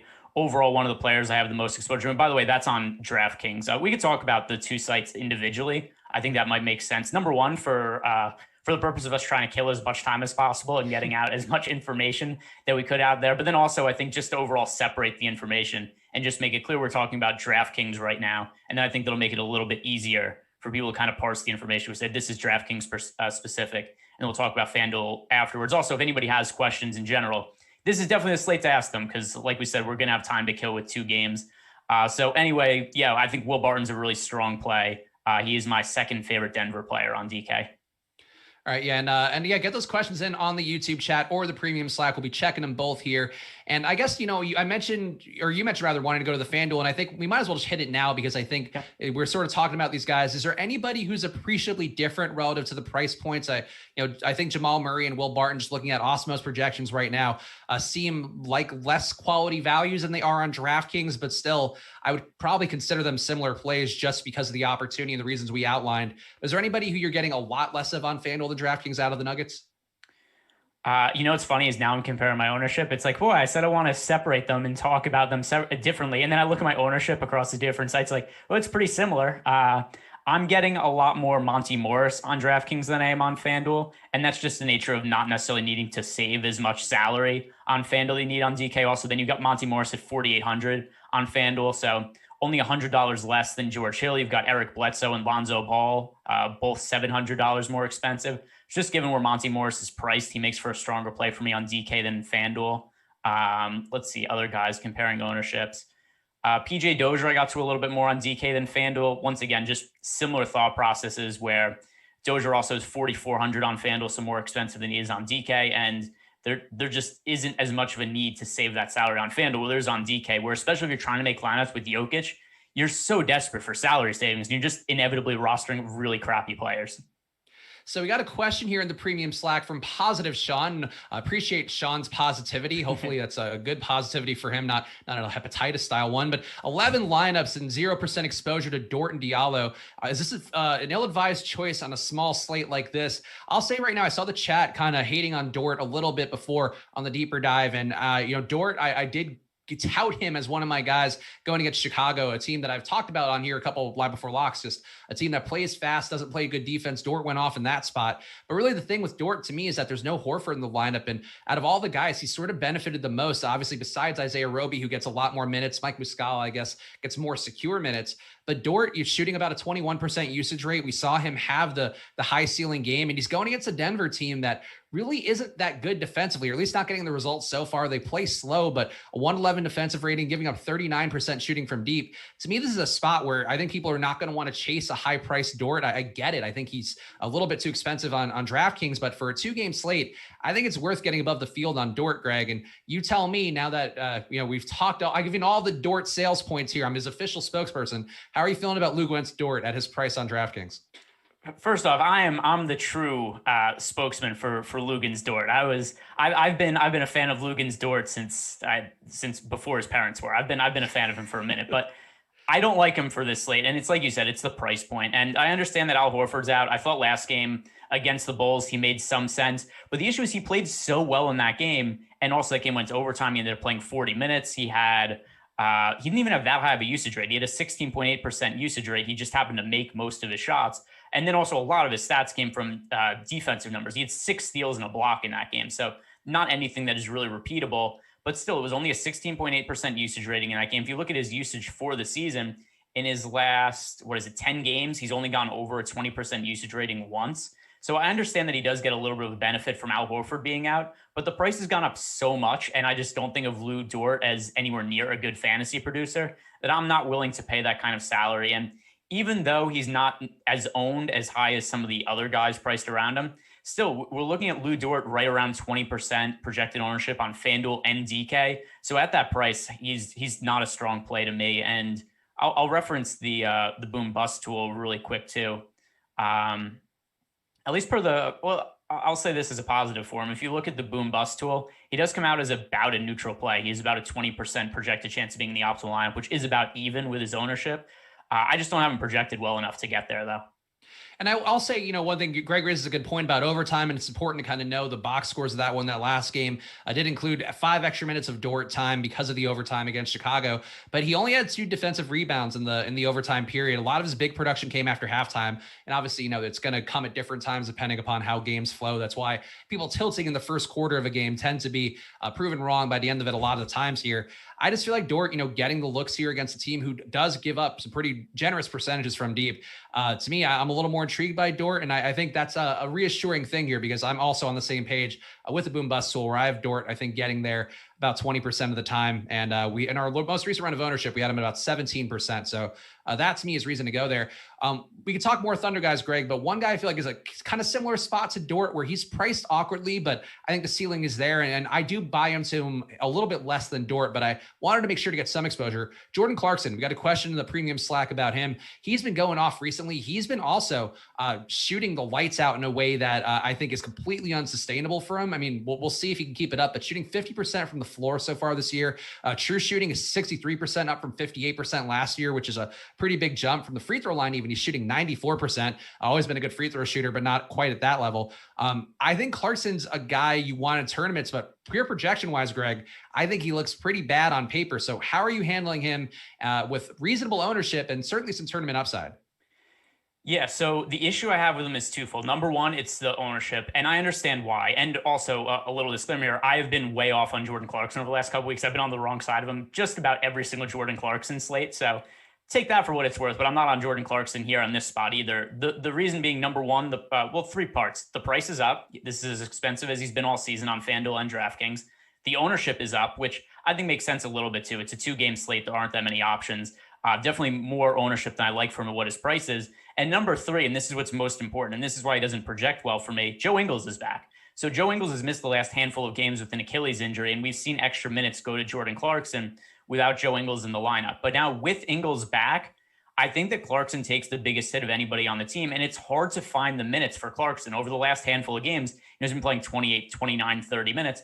I am for 24 minutes tonight. And when you're talking about a guy whose price has gone way up, and now I'm expecting to play about 5 less minutes, maybe he continues to shoot like 60% from 3 or whatever he's doing over the last couple of weeks, but that's not something I could really project. And with the minutes coming down, he just makes for a really poor points per dollar play. And then I factor in the ownership also, and he's somebody who I didn't really get to on FanDuel or DraftKings. Yeah, no, I think that's fair. I think to me, really, the point is just that he's going to be under-owned because of the price point. And I agree, like on an 8-game slate, I do think this is a spot where I would just have no Clarkson at all. But on this slate, he didn't pop up for me with the optimizer, and I just thought it seemed reasonable to get to 10% of them. So that's where I am. We do have projected for a bit more ownership than that. As is going to happen on a very short slate like we have here. But I'm just wanting to take that stab on Jordan Clarkson for a little bit. Not a guy to consider. Definitely not anything close to a cash game play. And we have one question here from Rabashua, which I think we can answer really fast. He's asking, which plays are you most worried about getting wrong? And I think we covered 2 of them where I feel, Dort in particular, I'm going to be on a little bit of a limb there with 2x the field's ownership. But Greg, is there one play in particular that you took a stand on today that you have some concern you could end up wrong on? It's kind of hard to take big stands on 2-game slates. I guess it would be Jordan Clarkson, who we just talked about. I like him significantly less than the field. And he's a little more popular on FanDuel than he is on DraftKings. FanDuel is 6,300, project for 26% ownership. That's just a very high number to me, especially because I look at all the other options at the shooting guard position, and almost all of them I think are better plays than Jordan Clarkson. My most frequent combination was SGA combined with Donovan Mitchell. I don't think that's going to wow anybody or think like, wow, very contrarian thoughts, SGA and Donovan Mitchell. But other guys, I'm overweight to Gary Harris, overweight to Hamidou Diallo, and those are the guys who I got overweight to in exchange for not really getting to Clarkson. For me, I think the play that I'm most concerned about, it's not really that I think he necessarily is going to kill me, but I ended up with a lot of Bojan Bogdanovic while we're talking about Jordan Clarkson. And honestly, I'm not entirely sure why it happened. I think it's just the price point he's at, not too highly owned, about a quarter of the field on him. I think he has a better chance of hitting his target score than his ownership, which is sort of what the Awesemo boom bust tool, which you get with that Awesemo Plus membership, will tell you, is just the concept of leverage. If this guy has a better, higher likelihood of something happening, of hitting his where he has to get to in tournaments for you, and he's owned less than that, you want to be there. So I'm with Bojan way more than I would have thought, Greg, even on this short of a slate. I just think he's due for a little positive regression on his shooting just 39% from the floor. Still putting up a good amount of threes. So these are the criteria I look at, even though the lack of other peripherals for Bojan, always a concern. But what are you doing with Bojan? And do you have your own Bojan if it's not him? You know what's funny is this morning, talking about how I did this strategy show with Alex, I said I really like Bojan. I was getting to him a bunch in my early runs, and I asked Alex what he thought of him, and he just very strongly disagreed with me. He was like, no, Bogdanovic is not a good play. I was like, oh, that makes me feel not so great about him. But then also when Joe Ingles got ruled in, it had me lower him. I originally had Joe Ingles out this morning. So that kind of changed how I viewed some of those guys also, as I was assuming that he wasn't going to play. But then once he was in, I knew that I was going to lower Clarkson. And then it also took a couple minutes away from Bogdanovic. That takes away a couple touches, couple shot attempts from Bogdanovic. So I don't have none of him, but I went from being overweight to the field on him to about even with the field based on the Ingles news. Yeah, I agree. I think, the one logic I'm going to use to jump through some hoops here and justify my Bojan exposure, which is not changing now while we're on a show, I'm going to dig my heels in on it. Ingles being back in, that is a guy who, can assist pretty well. On the year's assist rate's been down, but going back to last year, a 24% assist rate. So I think the hope is that maybe Ingles can create a little more opportunity for Bojan than it may seem. Definitely compared to playing against a guy or playing alongside a guy like Clarkson when those minutes do happen. So that's my hope and my logic for Bojan, but that's one guy I ended up on a limb on for Rabashua that I did not feel comfortable with at all. We got some more questions in the premium Slack, so we can take some questions a little more than usual. We'll jump around and try to cover all the plays. If we miss anybody you guys really want to hit on, we can talk about it. But Christopher Kennedy in the premium Slack asking, would you recommend any sort of rule for Monte Morris, like you wouldn't play him with Murray or Barton? On this slate in particular, a 2-game slate, I'm never a big rules guy because I do feel like it tends to work out as often as well as it does poorly. But I don't think I would worry about that, especially on a 2-game slate, Greg, unless you feel differently here. Do you make a rule for Monte Morris? No. So let's talk about the only rule that I made. And it was something that I also talked about this morning on the strategy show with Alex. But I think that Mike Muscala is a decent leverage play off of Isaiah Roby. But the scenario in which Mike Muscala has a good game and Isaiah Roby doesn't is most likely because Isaiah Roby gets into foul trouble. And so that's why I think that Isaiah Roby and Mike Muscala were in all likelihood not going to be sharing the court together. But Muscala still does have some upside relative to this slate and his price tag if Roby gets into foul trouble, because it's something we've seen at times when Roby started. Actually, I think if I remember correctly, he fouled out last game. Roby fouled out last game, was picked up. Did he foul? I think he picked up his 5th foul and they just went to Muscala. He fouled out. He played 26 minutes and fouled out. Okay. And in his second start of the season, he picked up 4 fouls in 28 minutes. So it's potential. It's not like a lock that he's going to get into foul trouble or anything like that, but we've seen it from him in the past. And when Roby gets into foul trouble, they go right to Muscala. So that's why the one rule I set was to have Mike Muscala and Isaiah Roby not be in the same lineup. And then I set a minimum exposure to Mike Muscala at a certain number. And that just made it so I have some lineups that don't have Roby. Because if you just run the optimizer by itself, it's going to give you Roby in every single lineup. And then it also got me to some Muscala in his place as a value play. Yeah, I have Muscala a good amount today. Certainly not an amount that I'm proud of by any respect. But again, it's a 2-game slate. You have to take some stabs on these guys. And I think that Muscala, there are ways for him to get there, whether Roby's having a decent day or not, but they are functionally splitting that 48 minutes. So I agree, like that does make sense for a rule on this slate, though. I didn't feel like I needed to make it just because I think there's a chance for Muscala to have some upside for the reasons I talked about with Denver's defense. I think the foul trouble is definitely a thing, but if let's say Roby has foul trouble in the first half, like he could be productive in the second half and I think still get there at his price point. So I didn't want to make a hard rule, but I definitely get your logic there. Yeah. And another thing to your point, I'm not proud of my Mike Muscala exposure either. I'm not going to buy a Mike Muscala jersey and hang it up for me unless I win a GPP. Maybe then I'll say like, oh, if I win, which by the way, how ridiculous is it that both FanDuel and DraftKings have $1 million contests for 2-game slates? Like it's pretty crazy that they're able to fill those. And I'm pretty sure it looked like they were pacing to fill. But yeah, if I win a GPP tonight, it'll be Mike Muscala jersey hanging up in the rafters in my room. One can only dream. And guys, we got about 5 minutes left till the halfway point of the show until money time officially kicks in. And if you guys want to get the top 5 owned plays on DraftKings and FanDuel, got 2,500 people in this chat or in this stream right now. So get us to 750 likes. And that's the only way. I know generosity will come from me today. Get us to 750 likes. And then we will make sure to give you guys the top 5 projected owned plays on DraftKings and FanDuel for free. And of course, you can always get them for yourself, have them at your fingertips for pretty much every slate that's possibly out there at awesemo.com/join. Let's see if we've got any other questions in the Slack. How do you set a minimum exposure using Fantasy Cruncher? That's not something you can do manually, but Greg, I guess you might have said minimum exposure. So is there something you're functionally doing to make sure you get a certain amount of a guy?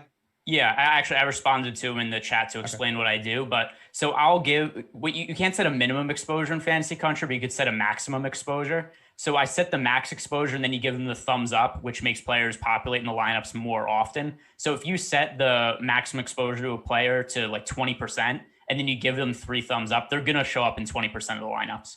Yeah, that's always what I do for every sport because of the way that I run things, looking at some Monte Carlo sims and trying to figure out what guys' chances of getting somewhere are. Sometimes those guys have a bad median projection. You just don't get them, and you do have to just hit the thumbs enough times. And that is one way to make sure you're getting a certain amount of a guy, even if you can't actually request like 30% straight away. So make sure to keep that in mind if you are running on Fantasy Cruncher. Let's see in the Slack. One more question from the Slack from Chad Gifford. Any consideration of playing Steven Adams to get different? He's got a good track record against Rudy, something which for the most part, not too much worried about. I'm with the field on Steven Adams, but I don't think he's really a pivot to Jokic. I just don't see there being that upside. I think Adam said it on the deeper dive. If anybody really is functionally a pivot to Jokic, besides just the concept of him getting into foul trouble, it's probably Rudy Gobert, but I still think it's a much lower probability of Gobert getting to even Jokic's ceiling. And I would say this, or floor rather, I'd say the same thing for Steven Adams. I think he can be a fine per dollar play. That's why I don't mind him, but I don't think it would be a stretch to say he's got no chance to compete with Jokic in terms of a floor, Greg. So how do you feel about Adams here, saying that, or maybe you feel differently and you think Adams does have that high of a ceiling? So I don't like Adams on DraftKings at 6,100. I like him more on FanDuel, where he is at 5,800. I think is the price. Yeah, 5,800. So the center options on FanDuel, we had a goofy center slate last night. We've got another goofy center slate on FanDuel today because here are the options. We've got Jokic at 11,500, Gobert at 8,500, then Steven Adams at 5,800. Then the next most expensive center is Derek Favors at 4,200. So Steven Adams coming in at just 12% ownership on FanDuel and just in a price tag, just totally by himself. There's nobody priced anywhere near him. I think that Steven Adams on FanDuel is a good play just for number one, the low ownership. And then number two, just because of where his price point is, if you roster him at that kind of ownership, you're on a roster construction that's totally different from anybody else. So I'm right around 20% exposure to Steven Adams on FanDuel. And that's where I think he makes the most sense.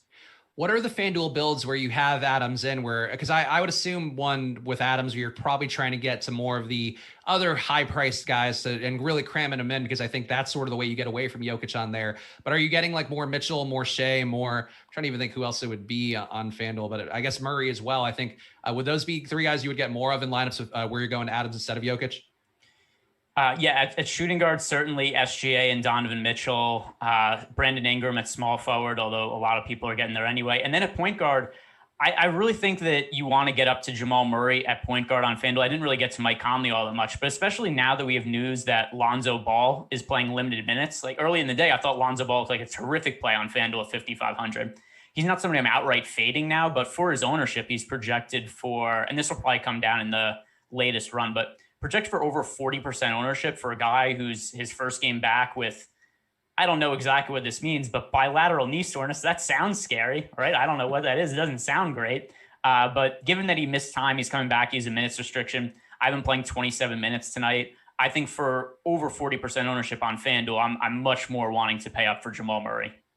And we also just got an ownership update. So if you are an Awesemo Plus member, you can go check that out for yourself. And if you are a person in YouTube who wants it for free to get the top 5 owned plays on DraftKings and FanDuel, smash that like button, tickle it tenderly like one would a piano key right now, because we need about 75 more likes, and we will give those away to you guys for free. And of course, you can always get them yourself at awesemo.com/join. The ownership projections, player projections, the boom bust tool, a lot of things that Alex Baker, Awesemo, uses to win so much money time and time again.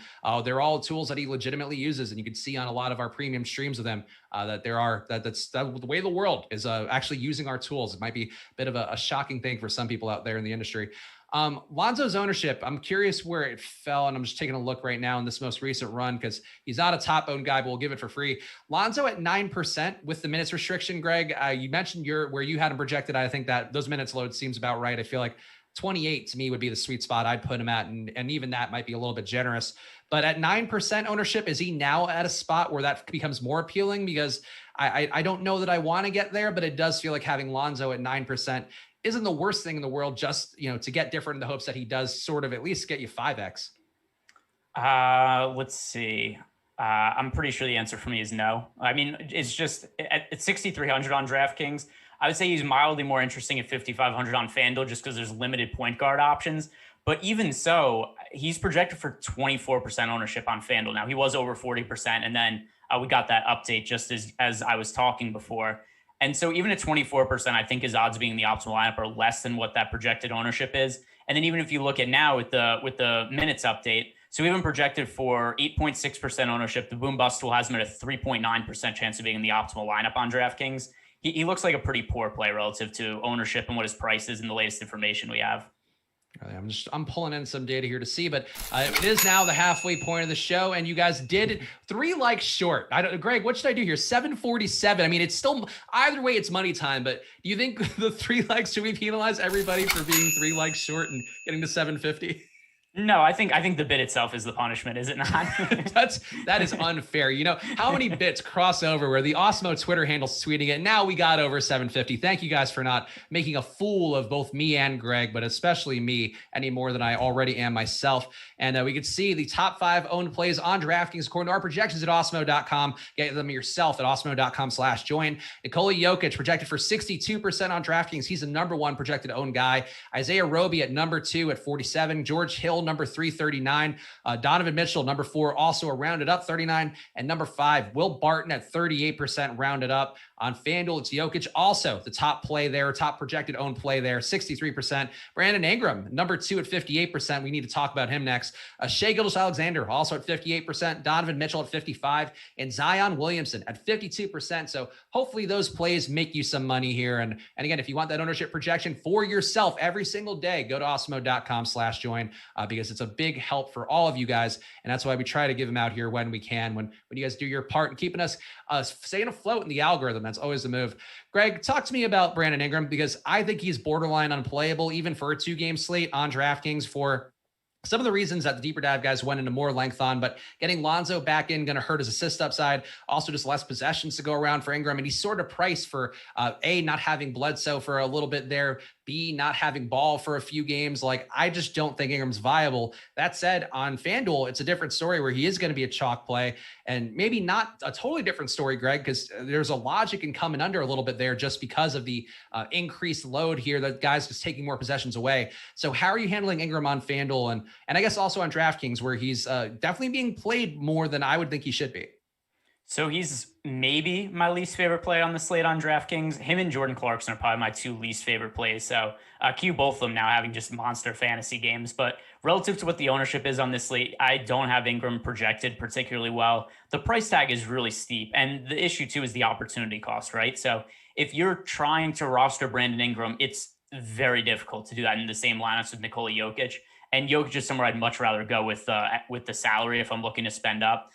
Brandon Ingram, let me see something actually. The difference in, I have Jokic projected for over 20 more fantasy points than Brandon Ingram at a $1,900 price difference. So I think that Jokic is the far better play to spend up for. Didn't get to Brandon Ingram on DraftKings. FanDuel is a totally different story because you look at the small forward options on FanDuel, and then also keep in mind that the salary isn't nearly as restrictive on FanDuel. I didn't find it all that hard to get to him. So I'm fine with Ingram on FanDuel. He's also 8,400 as opposed to 9,100. So the price tag and the ownership I'm fine with on FanDuel, but I don't like him on DK. Yeah. Okay. So we're on the same page there. I just overall on DK, it does seem like a tough play, but on FanDuel, I think the price is there and, certainly some logic to move away in a few lineups, but it just given the value relative to what we know of him, he is still a guy, who's leading the team in assist rate, leading the team in usage rate. And even with those guys back there on FanDuel at the price point, he could definitely be one of the top guys at the position pretty easily. Jumping over to the Slack to see. Here's a question. The YouTube chat's been all over Kenrich Williams all day today, seemingly. And now we got a question from my pal, my namesake, maybe even my Tyler Durden, Mr. Moneybags. Any love for Kenrich Williams for a DK GPP? Greg, I don't see it. I don't get why people are getting there a bunch. I feel like you could mix him in with any of the cheap guys here, who I never will be mad at you for getting 5% of a dude in the hopes that he gets you the other parts of the lineup that you might need. But Kenrich, to me, I don't see the real upside here if he's going to be playing the 17 minutes that Awesemo has him projected for. 4% ownership seems fine, but really the cheap salary is the only reason I see to go there, Greg. But is there anything you're seeing that has some merit with Kenrich Williams? No, and there's actually somebody in the same price range, a little cheaper that I prefer. I'd rather roster Pokashevsky on DraftKings for $400 cheaper than get to Kenrich Williams. Not that's to say that I think Pokashevsky is a great play either, but somebody who's cheaper that I project for a little bit more fantasy points. Between the two of them, I just think that if you're looking for a cheap forward option, they're on the same team also. I'd go to Pokashevsky. I understand why people are going to Kenrich Williams. He ended up playing well last game, got extended minutes, sans Al Horford, and maybe that happens again. But also keep in mind, he played 27 minutes. He's in general been a very poor per minute fantasy producer throughout his career. That was also a game that went to overtime, which, if I remember correctly, bumped up his stats a little bit too. And also, even though he scored 27 fantasy points last game, 9.7% usage rate. He picked up some steals, walked into some rebounds. A lot of that just screams not sustainable. It's a guy who played not a lot of minutes with a sub 10% usage rate. And I don't really see a need to go to him for this slate. I understand that if you're just trying to spray and pray with cheap value plays, I don't have an issue with if you were to make 20 lineups, throw Kenrich Williams into one of them, but not somebody I want to invest a significant amount of money into. Yeah, I think we're on the same page. The way that Kenrich Williams has gotten there, especially in his previous stints for New Orleans, is just being on the court for 35 minutes at a time. And then he will luck into some rebounds. He is called Kenny Hustle for a reason, because he does chase some boards down, does do that stuff. But if you're going to have him playing, 15, even 20 minutes, I get the logic. I get the hope that he can get there. And, if you want to play him with the field, he's going to be roughly 4% owned on DK. So play him with the field, but don't go crazy on Kenrich Williams. And I would say definitely don't play him in cash or anything like that. One guy wait, one sec before we go on. Do they really call him Kenny Hustle? Yeah, at least they did when he was on the Pelicans. So anyway, his numbers from last year, just grab him up. Last year, he played 21 minutes per game and averaged 14 fantasy points. Probably about what you'd expect from him tonight. I mean, I guess that's acceptable, but you're not winning a GPP with that in all likelihood. I'm going to go to Basketball Reference to see if that's listed as his nickname. Go ahead. You can't trust Basketball Reference. Like I've told this on Live Before Lock before, but I found it very insulting that one of the nicknames on Basketball Reference was for Marcus Sol was the Big Burrito, when he is a Spanish man. They don't even do, like, again, I've made this exact same thing on a Live Before Lock before. I hate repeating myself publicly ever, but call him the large tapas plate. Like call him something like that. Call him the Big Malbec, whatever, but he's not the Big Burrito. And I will always question Basketball Reference nicknames from that point on. Well, what if I told you that they have Kenrich Williams listed as Kenny Hustle? Well, now I'm sold then, I guess. Yeah, now we're on. Now we're on. You know what sold me on the Basketball Reference nicknames is that Mike Scott on the 76ers is nicknamed the regional manager on Basketball Reference. Yeah. I've been sold ever since then. I've been sold on the nicknames. There's a couple good ones. I just want to make sure that we're properly acknowledging Marc Gasol's Spanish heritage, and that's what I care about more than anything.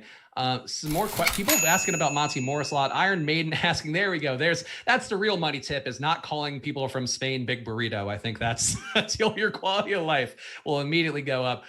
Some more questions about Monte Morris. And I think here's a way we can transition, because we've talked about Monte Morris. He's fine for the points per dollar. Certainly has some upside, has some ways to get more minutes, but if you had to choose, Greg, would you choose between Monte Morris and a very chalky George Hill, who pops up for me every night? And now I'm glad you all get to share the burden of rostering George Hill. Yeah, so on the flip side, I never roster George Hill, but I like George Hill for this particular slate, just because he's cheap, and now his minutes are not nearly as much of a concern in the context of this slate. So the reasons I haven't liked George Hill on other slates is because he's a guy priced in the mid 4K range who plays right around 28 minutes every game with somewhat low usage, and that's a little bit of a concern. Now, for this particular slate, you're looking at the guys priced around him as guards. We have Gary Harris, we have Monte Morris, JJ Redick, Hamidou Diallo. And these are a lot of guys who kind of profile similarly. So for that reason now, the minutes concerns about George Hill go out the door because everybody priced around him. We kind of have similar concerns in terms of these are guys who are not great per minute fantasy producers. Some of them play limited minutes like Monte Morris. And I do think that of this group of guys, George Hill makes for the best play. Yeah, so I'm with you on it. I think, we just saw last game, I think he shot 3 for 11 from the floor. Like, there is room for him to have a little bit more upside than he's had. Yeah, 3 for 11 against Chicago, who, as we talked about earlier, and I will continue to beat this drum because whenever the Bulls are on a slate, play the team who's going against them until the prices reflect that. But going against the Bulls, 3 for 11, 0 for 5 from 3, didn't contribute a lot in assists, which, happens sometimes because of Shea dominating the ball so much. But still, 3 for 11, 0 for 5 from 3. Like, this man can get you to 25 fantasy points, I think. I would say not easily because it is still George Hill, but can get you there comfortably, I think, if he sees a run. And he's getting the run every game. I mean, for the most part, other than blowouts, he's been over 28 minutes, over 27 minutes. Only was under 28 one game against the Lakers where they lost by 30. I think George Hill's going to be out there, and I agree. I'm going to be uncomfortable with it, but George Hill, another chalky play for a valid reason. If you weren't playing Hill, though, Greg, which would be the pivot you would like the most? All right. So do we want to talk about the guys who I have the most exposure to in this price range or just guards compared to George Hill? You could say in the price range. Let's assume that George Hill, that people are able to get into a utility spot. All right. So relative to ownership, the guy that I like the most here is Paul Millsap. Paul Millsap, 4,500. So just $200 more expensive than George Hill. I'm overweight to the field on Millsap. He's been really inconsistent, not just this year, but last year also. He's borderline washed, kind of because Paul Millsap looks like he has nothing left in the tank 4 out of 5 games and 1 out of 5 games. Like, oh, Paul Millsap, I remember that guy. He's back again. So Millsap, like, we still see those games on occasion where he looks like he's playing back to being, a high caliber NBA player. Games where they've been willing to play him as many as 36 minutes this season. He's had a few games where he scored over 30 fantasy points. So we've seen the upside there for Paul Millsap. And I'm not sure that it's there for a lot of these other guys in the price range. So I think the ceiling for Paul Millsap is higher than George Hill. I think the ceiling for Paul Millsap is higher than guys like Gary Harris and Hamidou Diallo. But at the same time, I think the floor is lower for Millsap than a lot of these guys. But it's a 2-game slate. He's not all that popular relative to what I think of Millsap. So that's why I think that he's worth getting overweight to the field on. Yeah, I think to me, the most direct pivot would probably be Monte Morris. So I still would favor George Hill by a good amount or a good enough amount. And I'm definitely backing that up with my ownership today. But Monte Morris, I think the most direct pivot. And if you wanted to free up a little bit of money, I think going down to PJ Dozier, I would also throw in. I don't feel very confident in PJ Dozier. He's changed his game around to try to fit in with the positionless basketball of Denver. And the result has been him assisting less and having less usage and all of that. But still, at his price point with him, shockingly, I think seeing upwards of mid-20s minutes in some games, Dozier, I think, is a value play that at 18% ownership, actually, Greg, I'm curious your thoughts. Do you feel like 18% is about right for him, or would you want more than that on DraftKings? I have 22% exposure to PJ Dozier on DraftKings, so slightly more. Here's one thing that Alex pointed out to me this morning about PJ Dozier is even though his minutes are up, one thing, Gary Harris was out for 2 of those games. And then last game, Gary Harris got into early foul trouble, and that gave Dozier a few extra minutes. It doesn't mean that Dozier isn't going to play a substantial amount of minutes, but he's probably not going to repeat playing 28 minutes. So PJ Dozier, who, let me see how many minutes I had for him. I think it was like low 20s. 24 minutes. I think that makes him somebody who's worth getting about even to the field. Like I said, I have 2% more exposure to him than the field does. And it's more a result of wanting to pay up for guys like Jokic than it is just looking at Dozier individually and saying like, oh, that guy's a great play. It's just, all right, if this guy gets to 20 fantasy points, that might be enough if other value plays suck on the slate. Yeah, I think that's where I'm with it too. I just feel like he opens up enough to with the other positions, which is really what it's about when you are taking these value plays. You want a guy who's not going to totally kill you. And Dozier, projected for 22 minutes in Awesemo's most recent run here. As Greg just mentioned, it's probably not going to be 27, but maybe there are some ways. Denver does tend to go with a hot hand a lot of times here, so maybe Dozier does pick up those 3 steals or does have a little more work in the assists and all that. I think there's some ways for him to earn enough minutes to get there, or just be productive per minute enough to be useful. Let's see. General strategy question for small slates. How much do you want to dial back your number of entries on these nights, or is it unchanged? Greg, I'll answer first here, but you give me your thoughts. I play the same amount pretty much every night for the most part. I know some other guys who we've had on the channel before have previously advocated for, one of your edges being, putting more bankroll in previously, or not previously, but putting more bankroll in on the nights where you feel comfortable and you feel like there's an edge, and taking less bankroll on the nights where you don't. But I think on the two game slate, like, you're probably more likely to chop, but I think there is sometimes as much of an edge by people just being afraid of, let's say, a George Hill on the slate where you might need a George Hill to win. So Greg, how do you feel about it? Do you want to play more or less on a 2 game, or does it not matter? All right. So in general, I'll play less on a 2 game slate. However, we had a 9 o'clock start time today and I had nothing to do all night. I was like, you know what? I'm going to make extra lineups. So what would I know? And I played NHL lineups too, because there's a later slate. There was later lock time. So I had more time to pay attention to hockey news.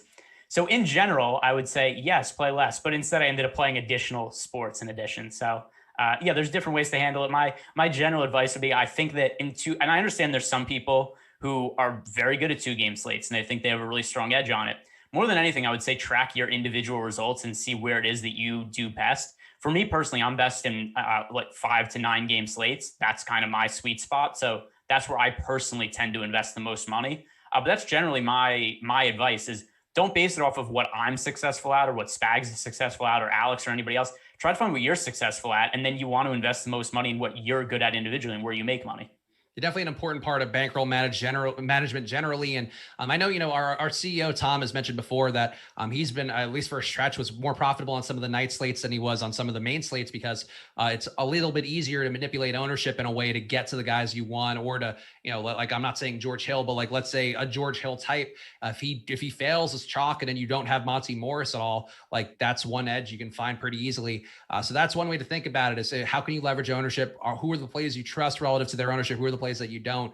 And I think that's sort of the 2 game slate edge. And I like the 5 to 9 more. Like, I think 13, like, we had a couple of those in the early part of the year. I hate those. I feel like those are a little bit too much, but I like a 2 gamer. I think a 2 gamer is, I'll call it the gentleman's game, Greg. The 2 gamer is just it's like Queen's Gambit. We're just playing chess here. It's all, even if we're popping pills, we're having a good time. It just seems classy. I'm trying to get to some of the questions in the Slack chat as we go along too. But so, I mean, the other thing too is there are a lot of ways to track your volume and what you play and what you're, where you're profitable at. I forget what's the site. I used to use it and upload my results in Roto Tracker. Yeah. So Roto Tracker is a really good one. I used to use it. And then after a certain point of time, I was like, all right, I kind of get the idea of what I'm good at. And then I didn't track it as closely anymore, but that's a really good thing to upload your lineups into and just see where it is you make money, what sports you make money at too, because you might be surprised. I was not surprised to find at the time. I was like, wow, I suck at PGA DFS. I shouldn't be playing that as much anymore. But there are things you will find gaps in your game in terms of where you're investing money. You figure out, wow, I shouldn't be putting money into this, or I should be putting money into that. Some of the things were not surprising to me. Like I said, where it's like, oh, I suck at PGA DFS, therefore I just shouldn't play it as much anymore. But always things like that where you just figure out how to maximize your profits as a DFS player. Also helpful to know how much to invoice Marvin Hall when those weeks go poorly in the NFL.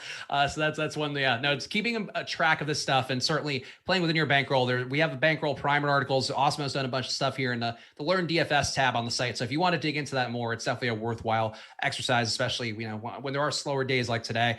I got to give a quick shout out to Pistol Pete, 44 points per game in the premium Slack, saying Marc Gasol should be the paella playa, which is just fantastic. Paella, so delicious, and it just flows, Greg. Sometimes that's all it takes here.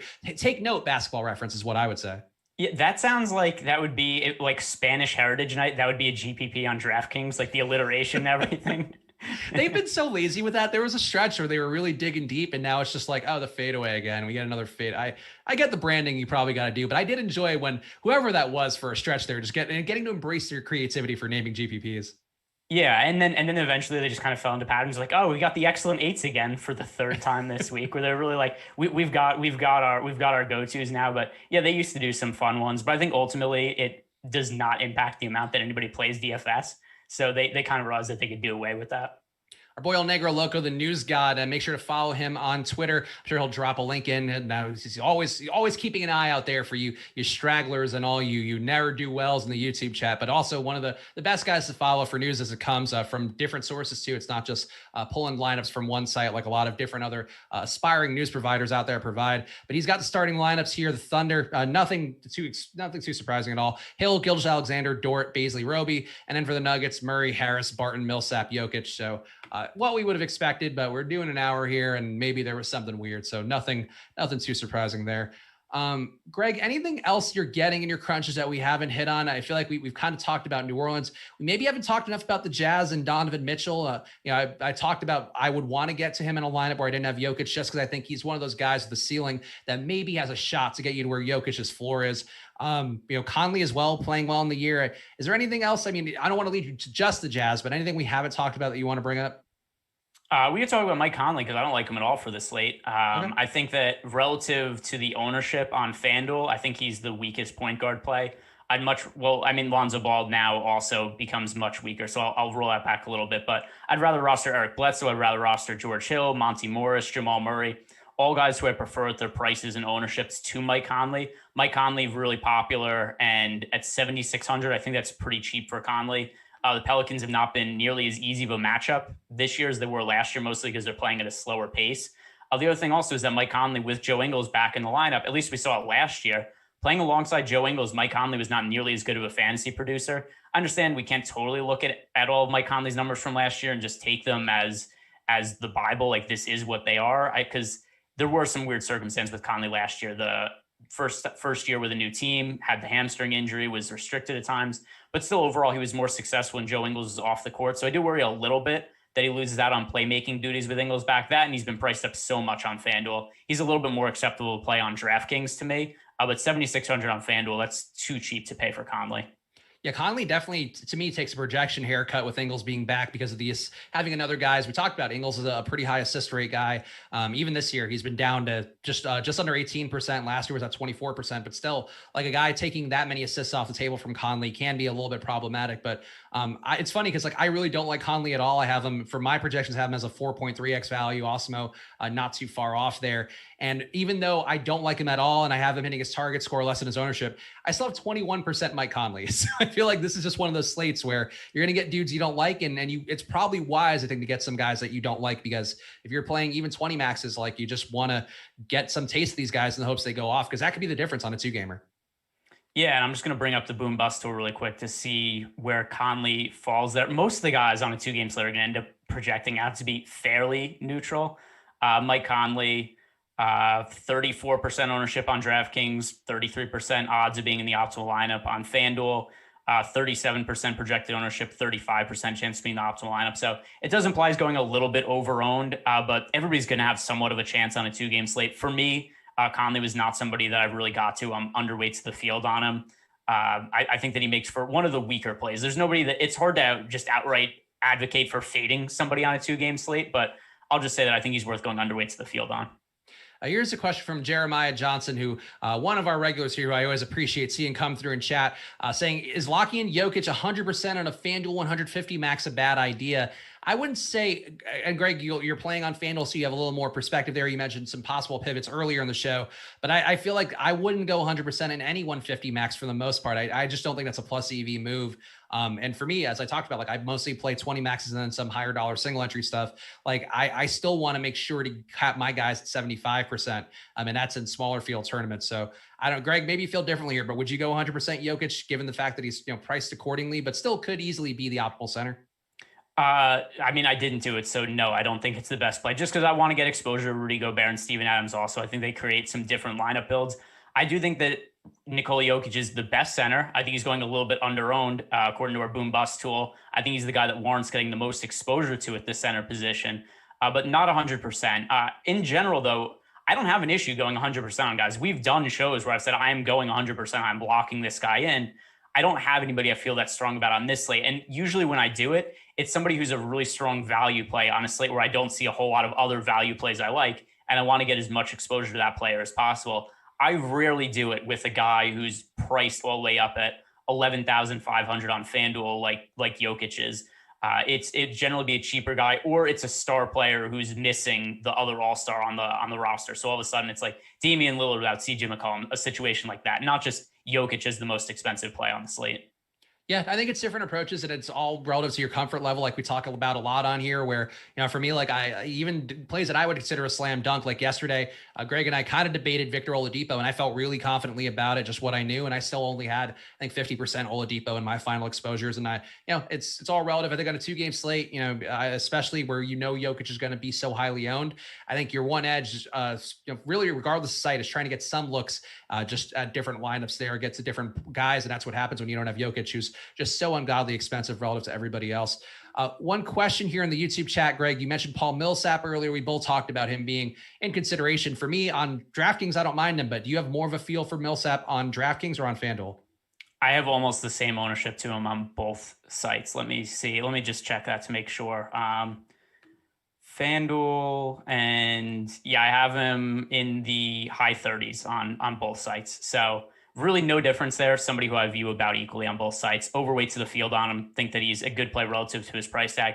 Some people were laughing before in the Slack show, like, upside for Paul Millsap. Like, I don't think that Paul Millsap's going to go out there and have a triple-double and score 60 fantasy points. But relative to the other guys where you're saying, like, Paul Millsap versus Hamidou Diallo, Paul Millsap versus Monte Morris, in that sort of comparison, yes, I think there's relative upside in Paul Millsap because it's a 2-game slate. Not if we're looking at Paul Millsap in the context of like a 7-game slate, but compared to the other options, yes, I think he does. Gooch Tap asking in the premium Slack, would you play Jokic and Roby in the same FanDuel lineup, or would Jokic going off mean that Roby got schooled? I wouldn't worry too much about that one. I think, the concern is just Roby getting in foul trouble. He's been a pretty high foul guy relatively, as most young bigs are. But Greg, how do you feel here? I imagine you're pretty okay with it, but Jokic and Roby in the same line for FanDuel. Yeah, no issue with it at all. The other thing also is that there are not very many viable value options on the slate. Isaiah Roby is one of the only cheap players that actually projects as a good points per dollar play. So with that in mind, with Jokic being so expensive, we have to get some cheap guys in the lineup with him to make it work. And Roby is one of the guys that makes most sense. Like, yes, there is absolutely a situation where Jokic just absolutely goes nuclear and gets Roby into foul trouble and he struggles because of that. But even so, I think that Roby is kind of important to get into lineups and able to get the salary savings to get up to Jokic. Yeah, I mean, I have, I think 75% of my lineups have either Roby or have Mike Muscala, just because I think there has to be a big out there to try to contend with Jokic. I don't think that's going to go the best for really either of them. But still, there's opportunity for big minutes here, and you just have to hope that Roby doesn't foul himself off the floor. But even still, at his price point, he could end up being in a winning lineup easily on a 2-gamer. Let's see. We got there's a couple questions here about the Pelicans, and we talked about them at some length, but I feel like it's worth hitting on as we got about 4 minutes left to lock. So get your lineups in if you haven't yet. JJT asking, you still play Nickeil Alexander-Walker? He definitely fits the criteria of guys getting squeezed minutes wise, having Bledsoe, having Ball back in there, even on a minutes limit. It doesn't look good for Nickeil at his price point. So I wouldn't want to go there much, if at all. And we also got a question, Greg, about playing Lonzo. So give me your thoughts on Nickeil first, and then your Lonzo Ball take one last time before we close it out. Yeah, so Nickeil Walker-Alexander, I did not get to him on DraftKings or FanDuel. I thought maybe early in the day there'd be a chance if Lonzo was out that I end up getting to him, just because he's somebody when he's on the court, he's shooting a million times. But ultimately, with the price up and Lonzo back, even on the limited minutes, I didn't end up getting to him. Yeah, I got Lonzo at 10%, and that was really me shaving it down just because I wanted to be with the field, just in case it gives me a different lineup construction that in some way benefits me. But I'm pretty much prepared for that 10% of Lonzo lineups to die. Getting some questions about JJ Redick in the chat, including Rich here chiming in saying, "Shush, don't mention Redick." Redick, I think, is a guy I've gotten a lot of recently, but because of the minutes crunch, he's projected to have 20 minutes. It doesn't normally make a guy like him pop up for me in lineups. But Greg, do you have any JJ Redick at all? I mean, 8%. Look, if you want to get there, that's fine. But he's just another dude who I think doesn't have a lot of opportunity here, though he is cheap enough to get some exposure. No, I have him off the top of my head. I have him projected for like 12.5 or 13 fantasy points. There's a lot of not good cheap options on the slate, and you could just throw them in the barrel of not good cheap options. If you want to have them in a couple of lineups, that's fine. Not something that I did, but still, I think there's slightly better, or I'll say less worse cheap options than JJ Redick. Not somebody that I think really makes for a strong play. Yeah, I think I'm looking now. I got 5% JJ Redick, which is far from any sort of stamp of approval here. I think just getting 5% of a lot of these guys on a slate like this makes some sense to me. Did we miss any other questions? I'll bring up one thing. If anybody's on FanDuel and you're not restricted at all from playing in low dollar contests. There's a bunch of overlay in the 5-cent contest and the 25-cent contest.